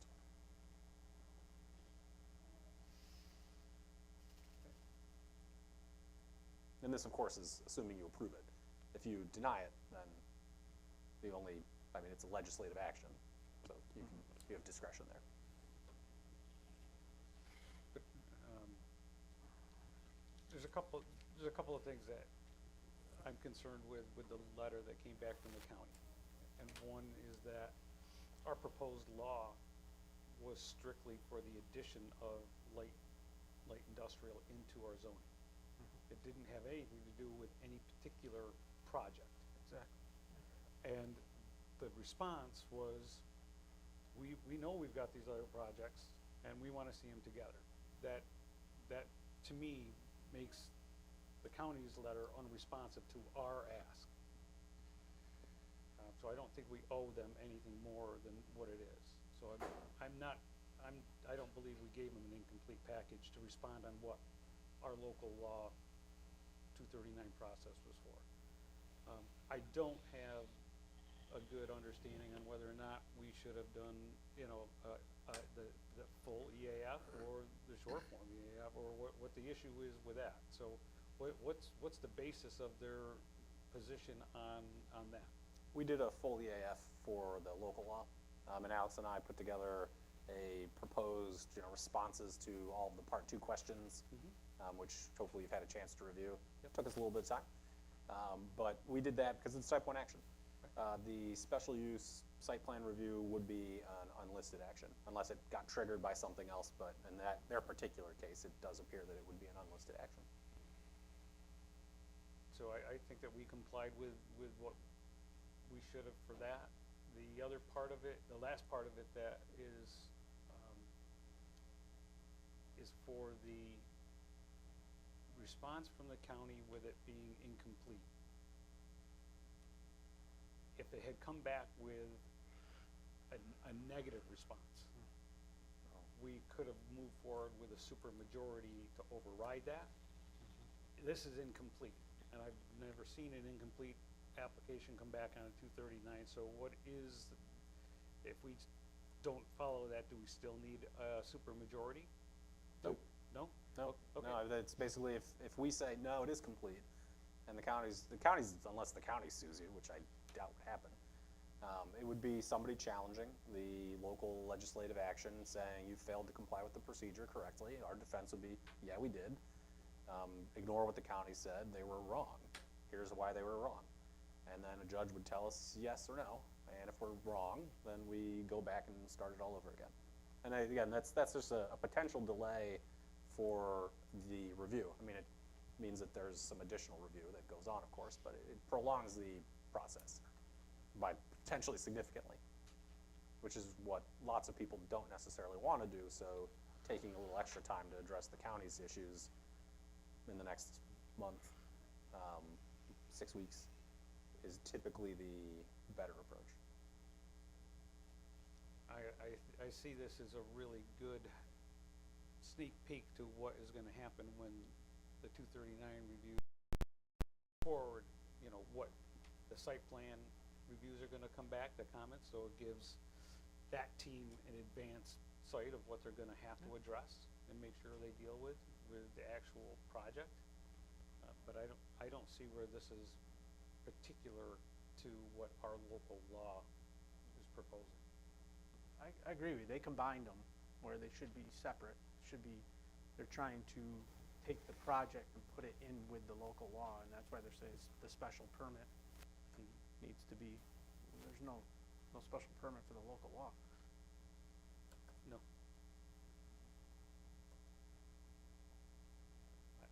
I don't have any, I mean, that's really all that I've got to say about it, but we do have resolutions later on to address on whether or not we're gonna act on tonight. So if we act on tonight, we do have to make a decision on whether or not we carry over the public hearing or we close it. And what's interesting about where you are on the agenda is the very next item is resolutions regarding this. Right. So there's nothing to separate the discussion here. We don't have a break, that's my point. So do we have to decide on closing the public Yeah, hearing? now's the time to decide whether you close the public hearing or keep it open. Yes. Yeah, public hearing's Public still hearing's open. still open. Are you, is it the? Yes. Fine.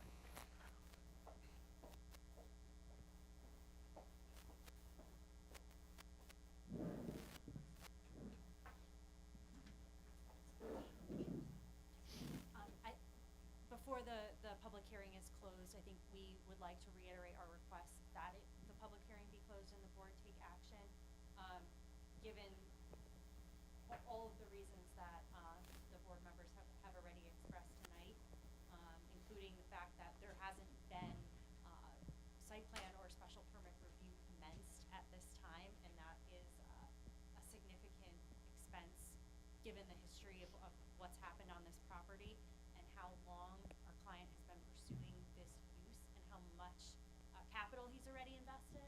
Yeah, we first reached out to the town together last summer. So, okay, yeah, we first reached out to the township last summer.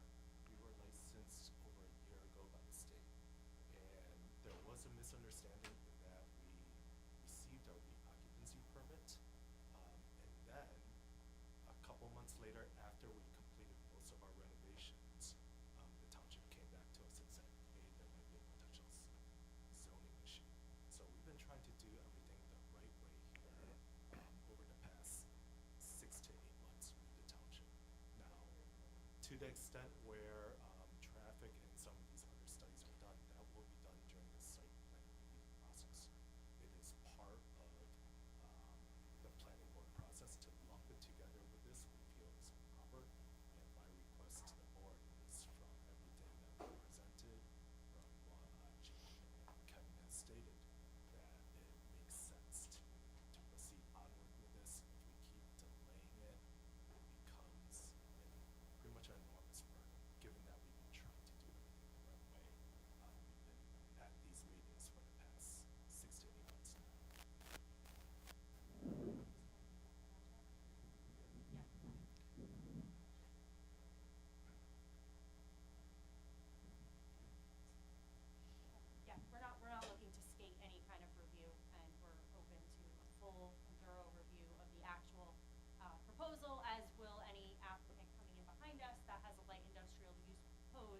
Again, there will be separate 239 referrals for those uses and those applications.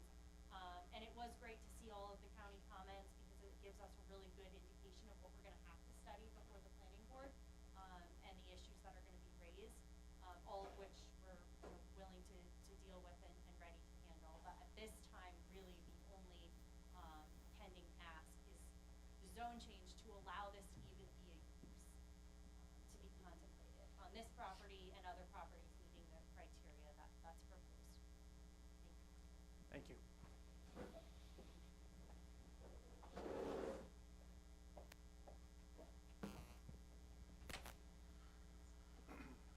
Okay. Need to make a decision. I was worried when I got that from the county today, that as I say, we gotta hold off and, get more answers to the questions, but I'm glad Gene broke it down that they combined two things together. And when, it's much clearer now. I'm all for passing the local law part of it only and shutting down public comment. Because they're gonna fight their own battles when they go through on their own, when they actually start doing things. So, Okay. that's my recommendation. Kevin, I see them as two separate issues as well. Okay. I'll make a motion. When they go through their actual, going through the process, you can come right back here again. It's gonna be much more serious then. So But there's- it'll be at the planning board. So there's two things going on, just to explain, there's two things. What we're doing tonight and what the hearing was for was to change, change the local law, change the zoning to add to the PDDC zone, light industrial use. And this business happens to be a light industrial use. Now, they will have to, this is not approving their business tonight to go into there. This is adding another use to the zone. Am I explaining a little bit better? That's correct, and we've mentioned it, but just to clarify, if the town board passes this, and they then move forward with their application, they'll be required to undergo site plan review and special use permit. The special use permit specifically will require a public hearing. And so there will be normal public notice, so the public will be notified. You'll have a chance to come at a May meeting, maybe a June meeting, whatever it is. And the public will have a chance to put in specific comments and concerns about this project that they're talking about specifically at that time. And the planning board, I'll sit in there with them, will hear, and they really do appreciate all of the input that the public has, because they are concerned about these things. And they want to make sure that responsible projects go in, and that's the point of requiring the site plan review and the special use permit review. Because previously, this is an existing commercial plaza. The only reason that it would require site plan and special use permit review is because those things are being added as part of this local law. If this was a cannabis retailer, they could just go in. There would be no review at all. The only thing that's triggering that review is the fact that it is qualifying as like a manufacturing packaging facility, which was a light industrial type activity. So, valid concerns about truck traffic, employees, parking, all of those things, and those are going to be really relevant to site-specific projects. Broadly relevant, of course, to should this even go in the district at all, but very relevant to the specific projects that are potentially on the block in the future.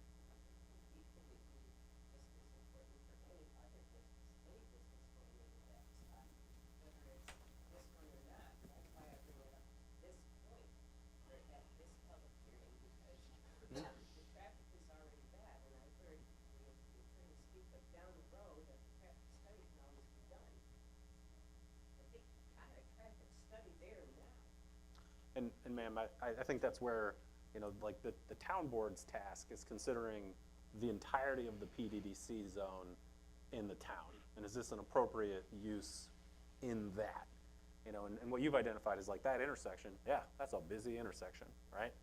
I've gotten my oil changed at the oil change place there, Layler Denter's right there, you got the exit, I mean, it's busy. And that's something that the applicant is gonna have to address at their particular site plan and special use permit review. I think any business should. They do. Oh, yes, I hear what you're saying, and I mean, I would largely agree, but That's why I think some of the limitations should be in place at this point in the game.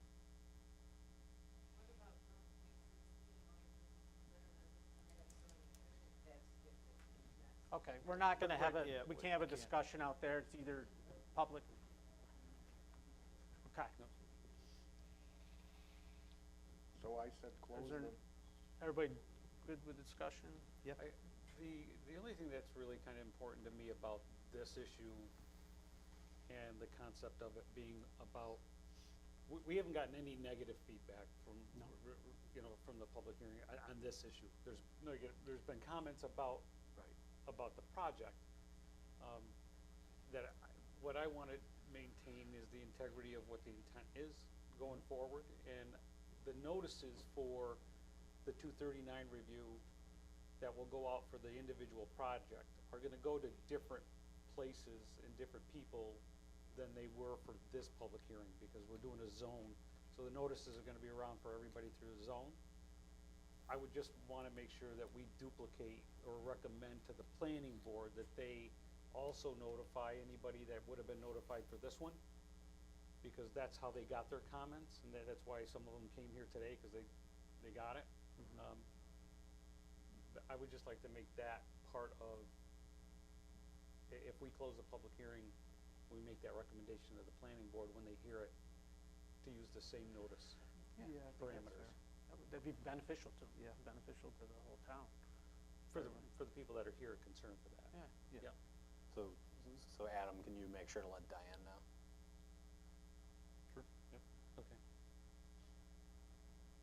And I'm fine with closing the public hearing. Okay, do we need to make a motion for that? Yep. Might summarize that, if things, concerns on 239 is the county that this going to be part of bringing the planning issues for everything. And you guys are all happy with this as far as applying for all the EDC areas we have right now. No, that's not, the county letter, does not apply to all of them, all of the PDDC, because their entire letter was based on combining everything into the project and the zoning law. That's what we're saying. And Gina, I will clarify, I think the county does have some comments at the last, or the second page of it, the last bullet with a bunch of little other bullets under it, that does seem more addressed at the local law, where they say the town should consider the following aspects regarding the amendment. I think all the things that they say should be considered are actually addressed in the Part 2 narrative that Alex and I put together. So you will be considering many of the things, most of the things, if not all of the things, that the county has flagged there that should be considered. And I understand that why you're bringing that up, but that's also part of the letter where the county doesn't have any jurisdiction to dictate any rules, and that's why it's should, and not a condition of their incomplete or approval or not. So, but, okay. I'll make a motion to close the public hearing. Second. Any discussion? None? None. Adam, roll call. Mr. Warden? Aye. Mr. Simonis? Aye. Mr. Johnson? Aye. Mr. Holbert? Aye. Mr. Lumsden has recused himself.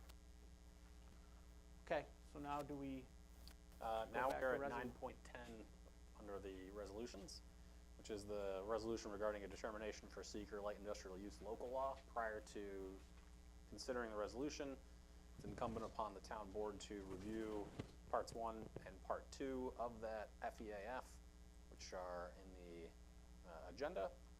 I mentioned a couple times that Alex and I put together a draft narrative response to the part 2, which I believe you've all had a chance to review. Do you want to go through them all individually? Is there anything that jumped out at you? How do you guys want to handle that? I reviewed them. I didn't,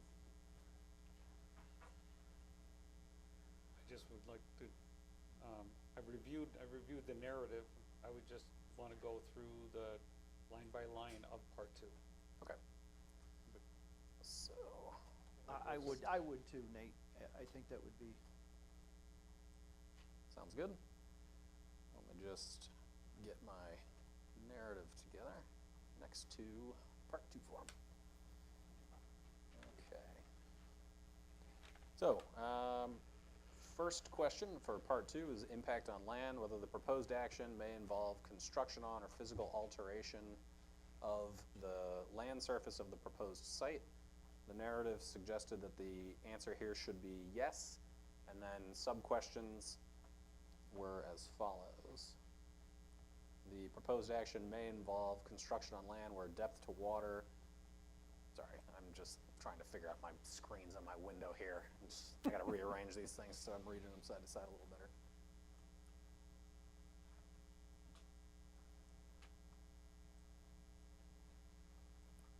Okay. Depth to water table is less than 3 feet.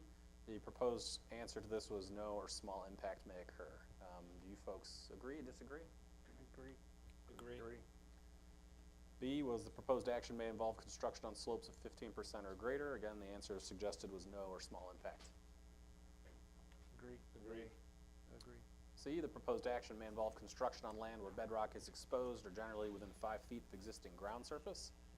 No or small impact was the suggested answer. Agree. Proposed action may involve the excavation and removal of more than 1,000 tons of natural material. Answer being no or small impact. Agree. Proposed action may involve construction that continues for more than 1 year or in multiple phases. No or small impact was suggested. Agree. And the proposed action may result in increased erosion, whether from physical disturbance or vegetation removal, including from treatment by herbicides, with a no or small impact suggested. Agree. Proposed action is or may be located within a coastal erosion hazard area. No or small impact. Agree. And there were no other potential impacts on land identified. Do you all agree on that? Agree. Question 2, impact on geological features. The proposed action may result in the modification or destruction of or inhibit access to any unique or unusual landforms on the site, e.g. cliffs, dunes, minerals, fossils, caves. There are no unique or unusual landforms in this area, and so the suggested answer was no. Agree. Impacts on surface water. The proposed action may affect one or more wetlands or other surface water bodies, e.g. streams, rivers, ponds, or lakes. The answer to this was yes, and then going through, do you all folks all agree with that? Agree. Yes. So then sub-questions, the proposed action may create a new water body with a no or small impact suggested. Agree. The proposed action may result in an increase or decrease of over 10% or more than a 10-acre increase or decrease in the surface area of any body of water. No or small impact was suggested. Agree. The proposed action may involve dredging more than 100 cubic yards of material from a wetland or water body. No or small impact. Agree. The proposed action may involve construction within or adjoining a freshwater or tidal wetland or on the bed or banks of any other water body. But no or small impact. Agree. The proposed action may create turbidity in a water body, either from upland erosion, runoff, or by disturbing bottom sediments. No or small impact. Agree. The proposed action may include construction of one or more intakes for withdrawal of water from surface water. No or small impact. Agree. The proposed action may include construction of one or more outfalls for discharge of wastewater to surface waters. No or small impact. Agree. The proposed action may cause soil erosion or otherwise create a source of stormwater discharge that may lead to siltation or other degradation of receiving water bodies. No or small impact. Agree. The proposed action may affect the water quality of any water bodies within or downstream of the site of the proposed action. No or small impact. Agreed. The proposed action may involve the application of pesticides or herbicides in or around any water body. No or small impact. Agreed. The proposed action may require the construction of new or expansion of existing wastewater treatment facilities. A no or small impact.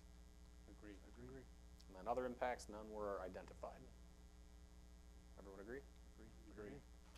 Impact on groundwater. The proposed action may result in new or additional use of groundwater or may have potential to introduce contaminants to groundwater or an aquifer. The suggested answer for that was no. Agreed. Impact on flooding is question 5. the proposed action may result in development on lands subject to flooding. The answer was no, or small, rather, excuse me, the answer was no there. Agree. Agreed. Impacts on air may include a state-regulated air emission source. The suggested answer was no. Agreed. This is question 7, impact on plants and animals. The proposed action may result in a loss of flora or fauna. Suggested answer being no. Agree. Impact on agricultural resources. Suggested answer was no. Agreed. Aesthetic resources, the land use of the proposed action are obviously different from or are in sharp contrast to current land use patterns between the proposed project and a scenic or aesthetic resource. The suggested answer there was no. Agreed. And then impact on historic and archaeological resources may occur in or adjacent to one. The answer was no, and to small with mitigation through site plan process. Agreed. Question 11, impact on open space and recreation. The proposed action may result in a loss of recreational opportunities or reduction of an open space resource as designated in any adopted municipal open space plan. The answer suggested was no. Agreed. 12, the proposed action may be located within or adjacent to a critical environmental area. Suggested answer, no. Agreed. 13, proposed action may result in a change to existing transportation systems. The answer was no. Agreed. Energy may cause an increase in the use of any form of energy. The answer being suggested was no. Agree. 15, the proposed action may result in an increase in noise, noise, odors, or outdoor lighting. Suggested answer being no.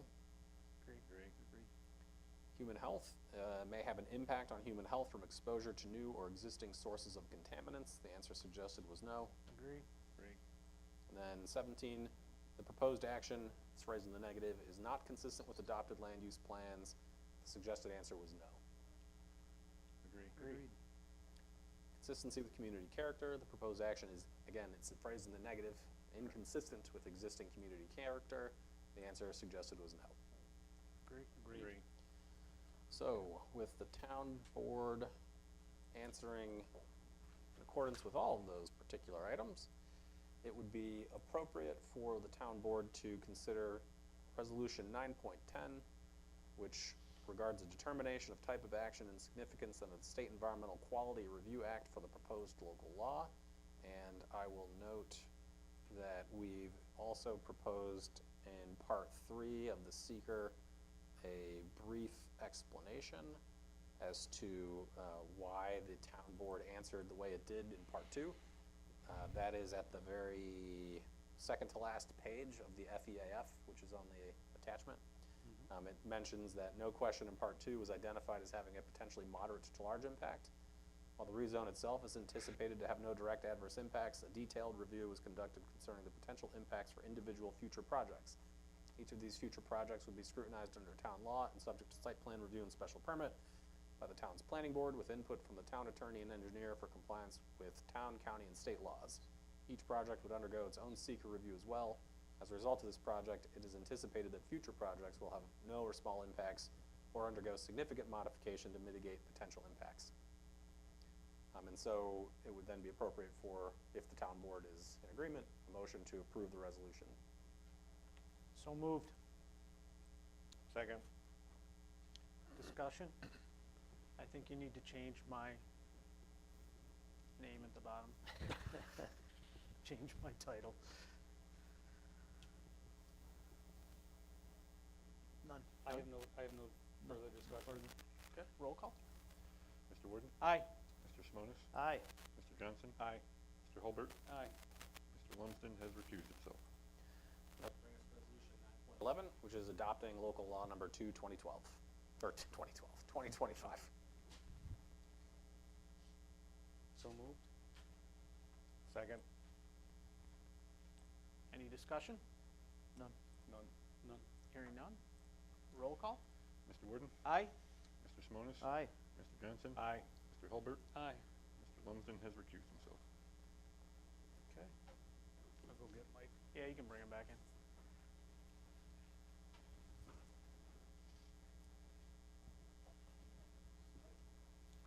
You're welcome. While you're still raining, you want to throw something in there? What? While you're still raining, before Mike is. No, I don't. Oh. I Don't want. Yeah, motion to declare this Kevin worded. No. Did you fall asleep out there? Come on in. That was close. That was close. We gave Kevin the opportunity. Whew. Okay, how'd you do, Cap? We made it through. All right. Where are we? We are at 10-1. Okay, I got a question. On Darren's stuff, we did the resolution for the 1,000, but the grant that he already located was 550. Did we do that too? We did made a not do motion. that yet. Yes. I thought we made a motion for that, didn't we? But I We remember made a doing the motion for him to 1,000 do- one. Oh, we didn't, well, I'm sorry. Well- I understood the resolution, is what you asked. We didn't do the resolution, we'll do that next meeting. We did the motion for everything to move forward with the approval of it. So that he could get, With the one that he engaged. located. right. He can He engage can her, start. tell her to do Okay, that. that's what I was, okay. Is that right, sir? He's all right? No. Okay. No, actually, I thought you guys did do the resolution to approve the grant identification services for a cost not to exceed $1,000. Yes. No, Well, not for a cost not to exceed $4,000. Yes, $4,000. 4,000. And we did a motion to Yes. We did a vote. authorize. Okay. So Yes, We did, okay, I Darren was just out there did- thinking. did I was Up like, to man, did we do $550. that?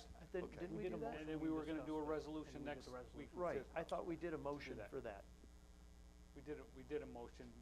During that discussion do, part, we did, a right? motion. Yep. Yeah. So he's good on the one that he located, the 550, to start, correct? Yes. Okay. And, That's all. he's good. And the exploration Of the, for the possible ones ones. other than the WQIP. okay, But we have to do the resolution based on what her estimate is. okay. I Yes. just wanted to make sure the 550 was there. Correct. Yeah, Yes. once Okay. she gets us the estimate for Okay. other things, yes. All right, thank you.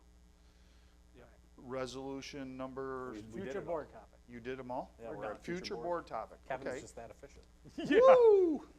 All right, so, I don't think so.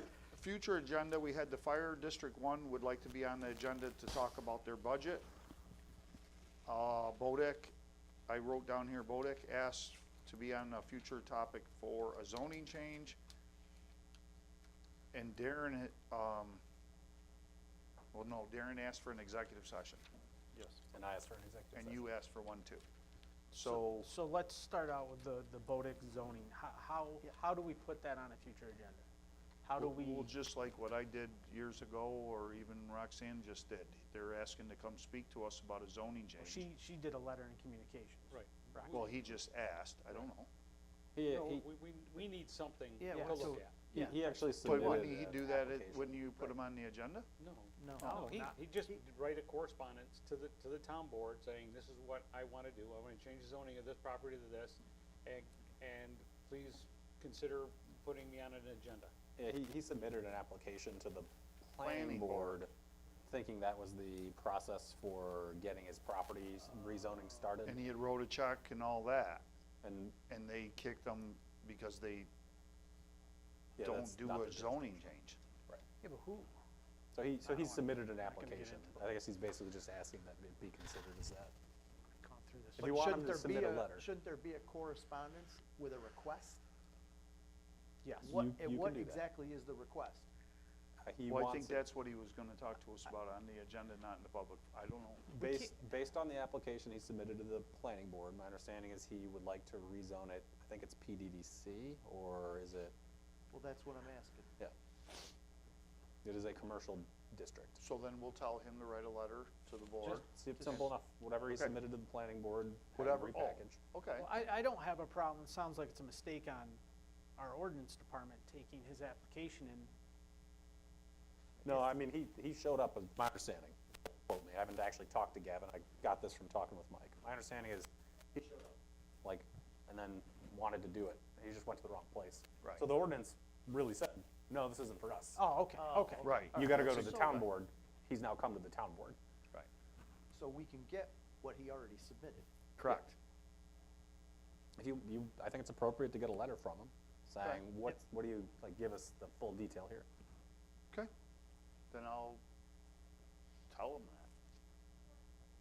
Is that, or do I It's don't? fine with me, but when you do tell him that, to submit his ask, to also submit a date that he'd like to present it at, so we can at least look at that, because I don't know if it's gonna take him 2 hours or it's gonna take him a month, but to have it in the letter of what meeting Okay. that he'd like to be on, and then we can look at our agenda. The or- board is okay with me Yeah, instructing, absolutely. telling them that? Sure. I just think we need that information. do. We can't just make it on the Fine. agenda without having all that in front of us. That's fine. Because I need to know if it's a 10-minute conversation or it's a 2-hour conversation. I have no idea. Understood, but that's why I. Because Yep. wanted what to I ask. saw when the code office brought it to me and said that he shouldn't be here, there's not much on it, so he had called me and I just said, well, you're welcome to come like anyone else and talk in 5 minutes and ask the board. Okay.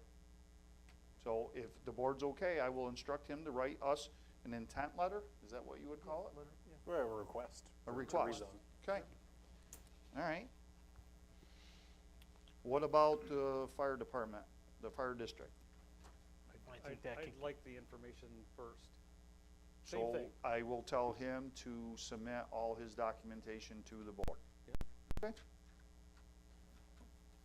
All right, so what are we gonna put on future topics? Oh, my computer went down, damn. Well, one of the things that was supposed to be on the tonight was the policy manual, but that got kicked off for all this public hearing stuff, and it didn't get rescheduled, so, and it's not on the list, the future board topics list. Hang on, I'm getting there. So what we have for 4:30 is the town storage, What about 416?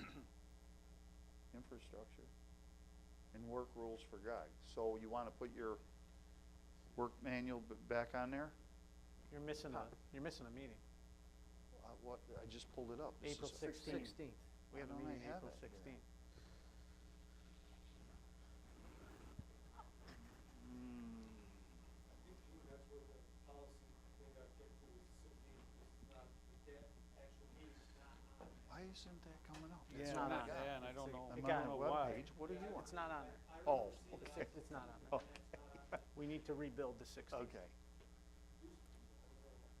So let's put you want the policy manual on there for the 16th? You good, you're all set with it? I'm all Okay. You set ready to with go? it. I mean, it's not gonna be the policy manual, it's gonna be the items that we have policies for. Okay. And then, once that's done, I'm gonna pass it on to Jody and she'll create it. Okay. What else for the 16th? What do you need on the 16th? Can I be honest, the highway report, I have a couple things to discuss on behalf of the highway association stuff on my end. Possibly a resolution to Sure, I have no problem. I don't have any problem with that, guys, on the 16th. then I can give you a whole report too. You gonna be ready on the 16th? We have to do resolutions to create the funds that we decided on at the last meeting. Yes, and we have not done that, because I asked Lori today about it, she goes, I don't know what you guys decided to spend the money on. So she needs the minutes, Adams, but we did not make resolutions for it. So we have to do resolutions for the Expenditure. two specific reserve funds and the one construction, fund that we left in there for like $700,000 that we had left over in fund balance. And then we had the roof and we had, parking. So, good. And I have to excuse myself, I'm sorry. Can you have them resolutions for the 16th? As long as I get the information. I need for 'em. Information. Right. Do we know where the information's supposed to come from? Well, reserve fund, you said. Well, we voted on what we we wanted to do. with already the reserve voted fund. on it at the meeting on how we were gonna break that up, so So if Adam, you can send me whatever the board, at well, Well, that meeting. If you already voted, you just want formal resolutions. Correct. Okay. Because so- we all agreed on where we were gonna spend the money. Right. Yeah, But so- we need to get that from you so that he can write the resolutions for them. Well, we did resolution for the road tonight. Yeah, all mine are resolutions already done, and I'll get with Lori to make those budget line items for mine, and we're Okay. from one to the other, where they are, we already made mine. Once you guys did it, Lori said just let her know, and I will, then those are the new line items that we can make, then for those things. David? What? I don't know, you look like you were really thinking there. Do you understand? You- He wasn't using his microphone. Oh, okay, I was listening. all right. No. No, you're got fine. it. No, I got it, but that's why I was staring out into space, trying to listen to. What else do you? What else we want on the 16th? Was the 16th originally just pushed down to the 30th, or did we just get something just erased completely? I think on it the got 16th? I think it got erased. Yeah, I don't know. I don't know if we had something already set up. Because we said the policy manual's not even Right. there anywhere. I think that was on the 16th. I think it got erased. Which is fine, but if you find it somewhere. Well, that's tomorrow. Well, it's on, I'll go back a month. last week's agenda, Oh, yeah. or, you know, Oh, right. Genius. Yeah. Just go. back to it. Yeah. Where's, the minutes should have it, are the minutes done? Yes. So, Are they posted here? We can look that up then. Technology. That would've been for the 19th, right? Yeah, we didn't do future board topics on the 19th, did we? yeah, We went late, right? Yeah, I think we did. We ran late. We didn't do it, did we? The last meeting? Yeah, you guys did run late. Okay.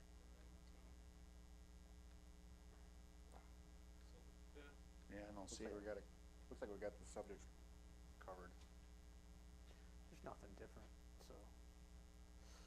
there's nothing, even going back to February Nope. second, there's I nothing. don't Yeah, see them right. either. And I don't have anything from, Pyramid on the network storage, so we can leave it on there and, we've got something. Now I can bring it forward to the board, if they don't have anything, then just push it off. It's a 2025 issue, it's not an April issue. Anything else? Hyder Park Internet, I didn't hear you. Hyder Park Internet. If Greg gets us all the information on it, I have no problem putting that on the agenda. Right. The Hyder Park stuff. Hyder Park. But Greg has to do all the information on it. Right, if he gets it to Jody by Friday, then it'll be on there. Sure. Agreed? I'm fine. Yeah. Okay. Anything else, gentlemen?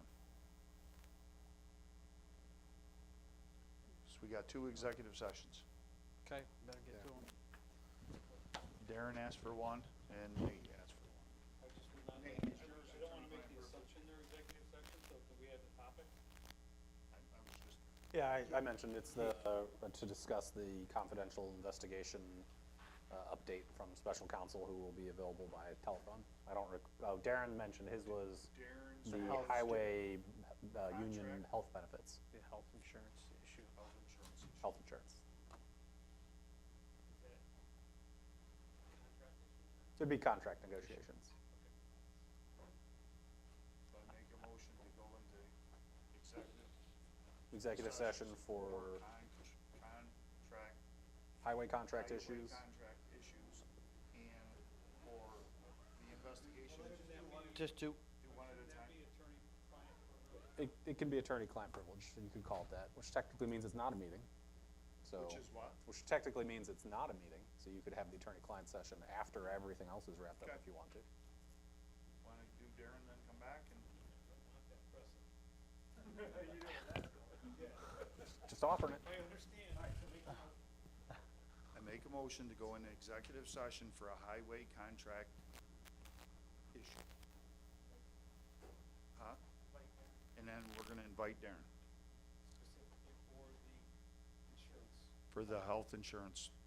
And then, Darren, do you want me in there too? Second that.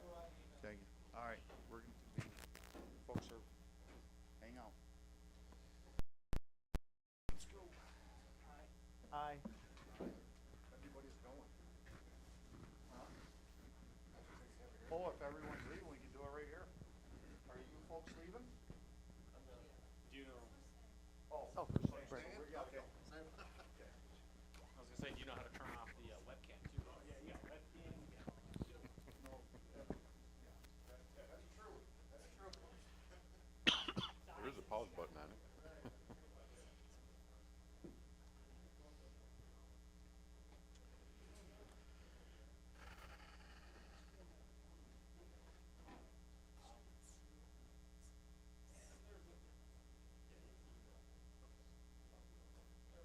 Trying to be really cautious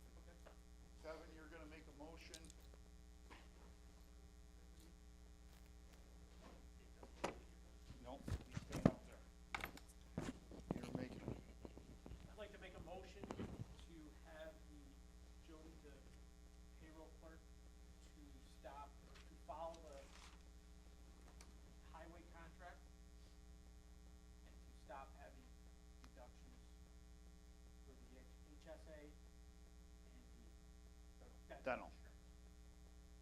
I'll second that. Discussion? Just the deductions are a temporary measure right now until we can resolve what the payroll discrepancy is. Okay. Right, because it, yeah. Yes, I was- I amend my motion to be, Yeah, I was thinking just to follow the highway contract to make the appropriate payroll deductions. Okay. There are some that have to be. Yep. Right, some of them are good. Yep. Any more discussion? Mr. Clerk, roll call, please. Mr. Warden? aye. Mr. Simonis? Aye. Mr. Hulbert? Aye. Mr. Lumsden? Aye. I make a motion to go into executive session for attorney-client privilege on an investigation matter. It's attorney-client. Attorney-client, I said it again wrong. My apologies, attorney-client privilege. Second.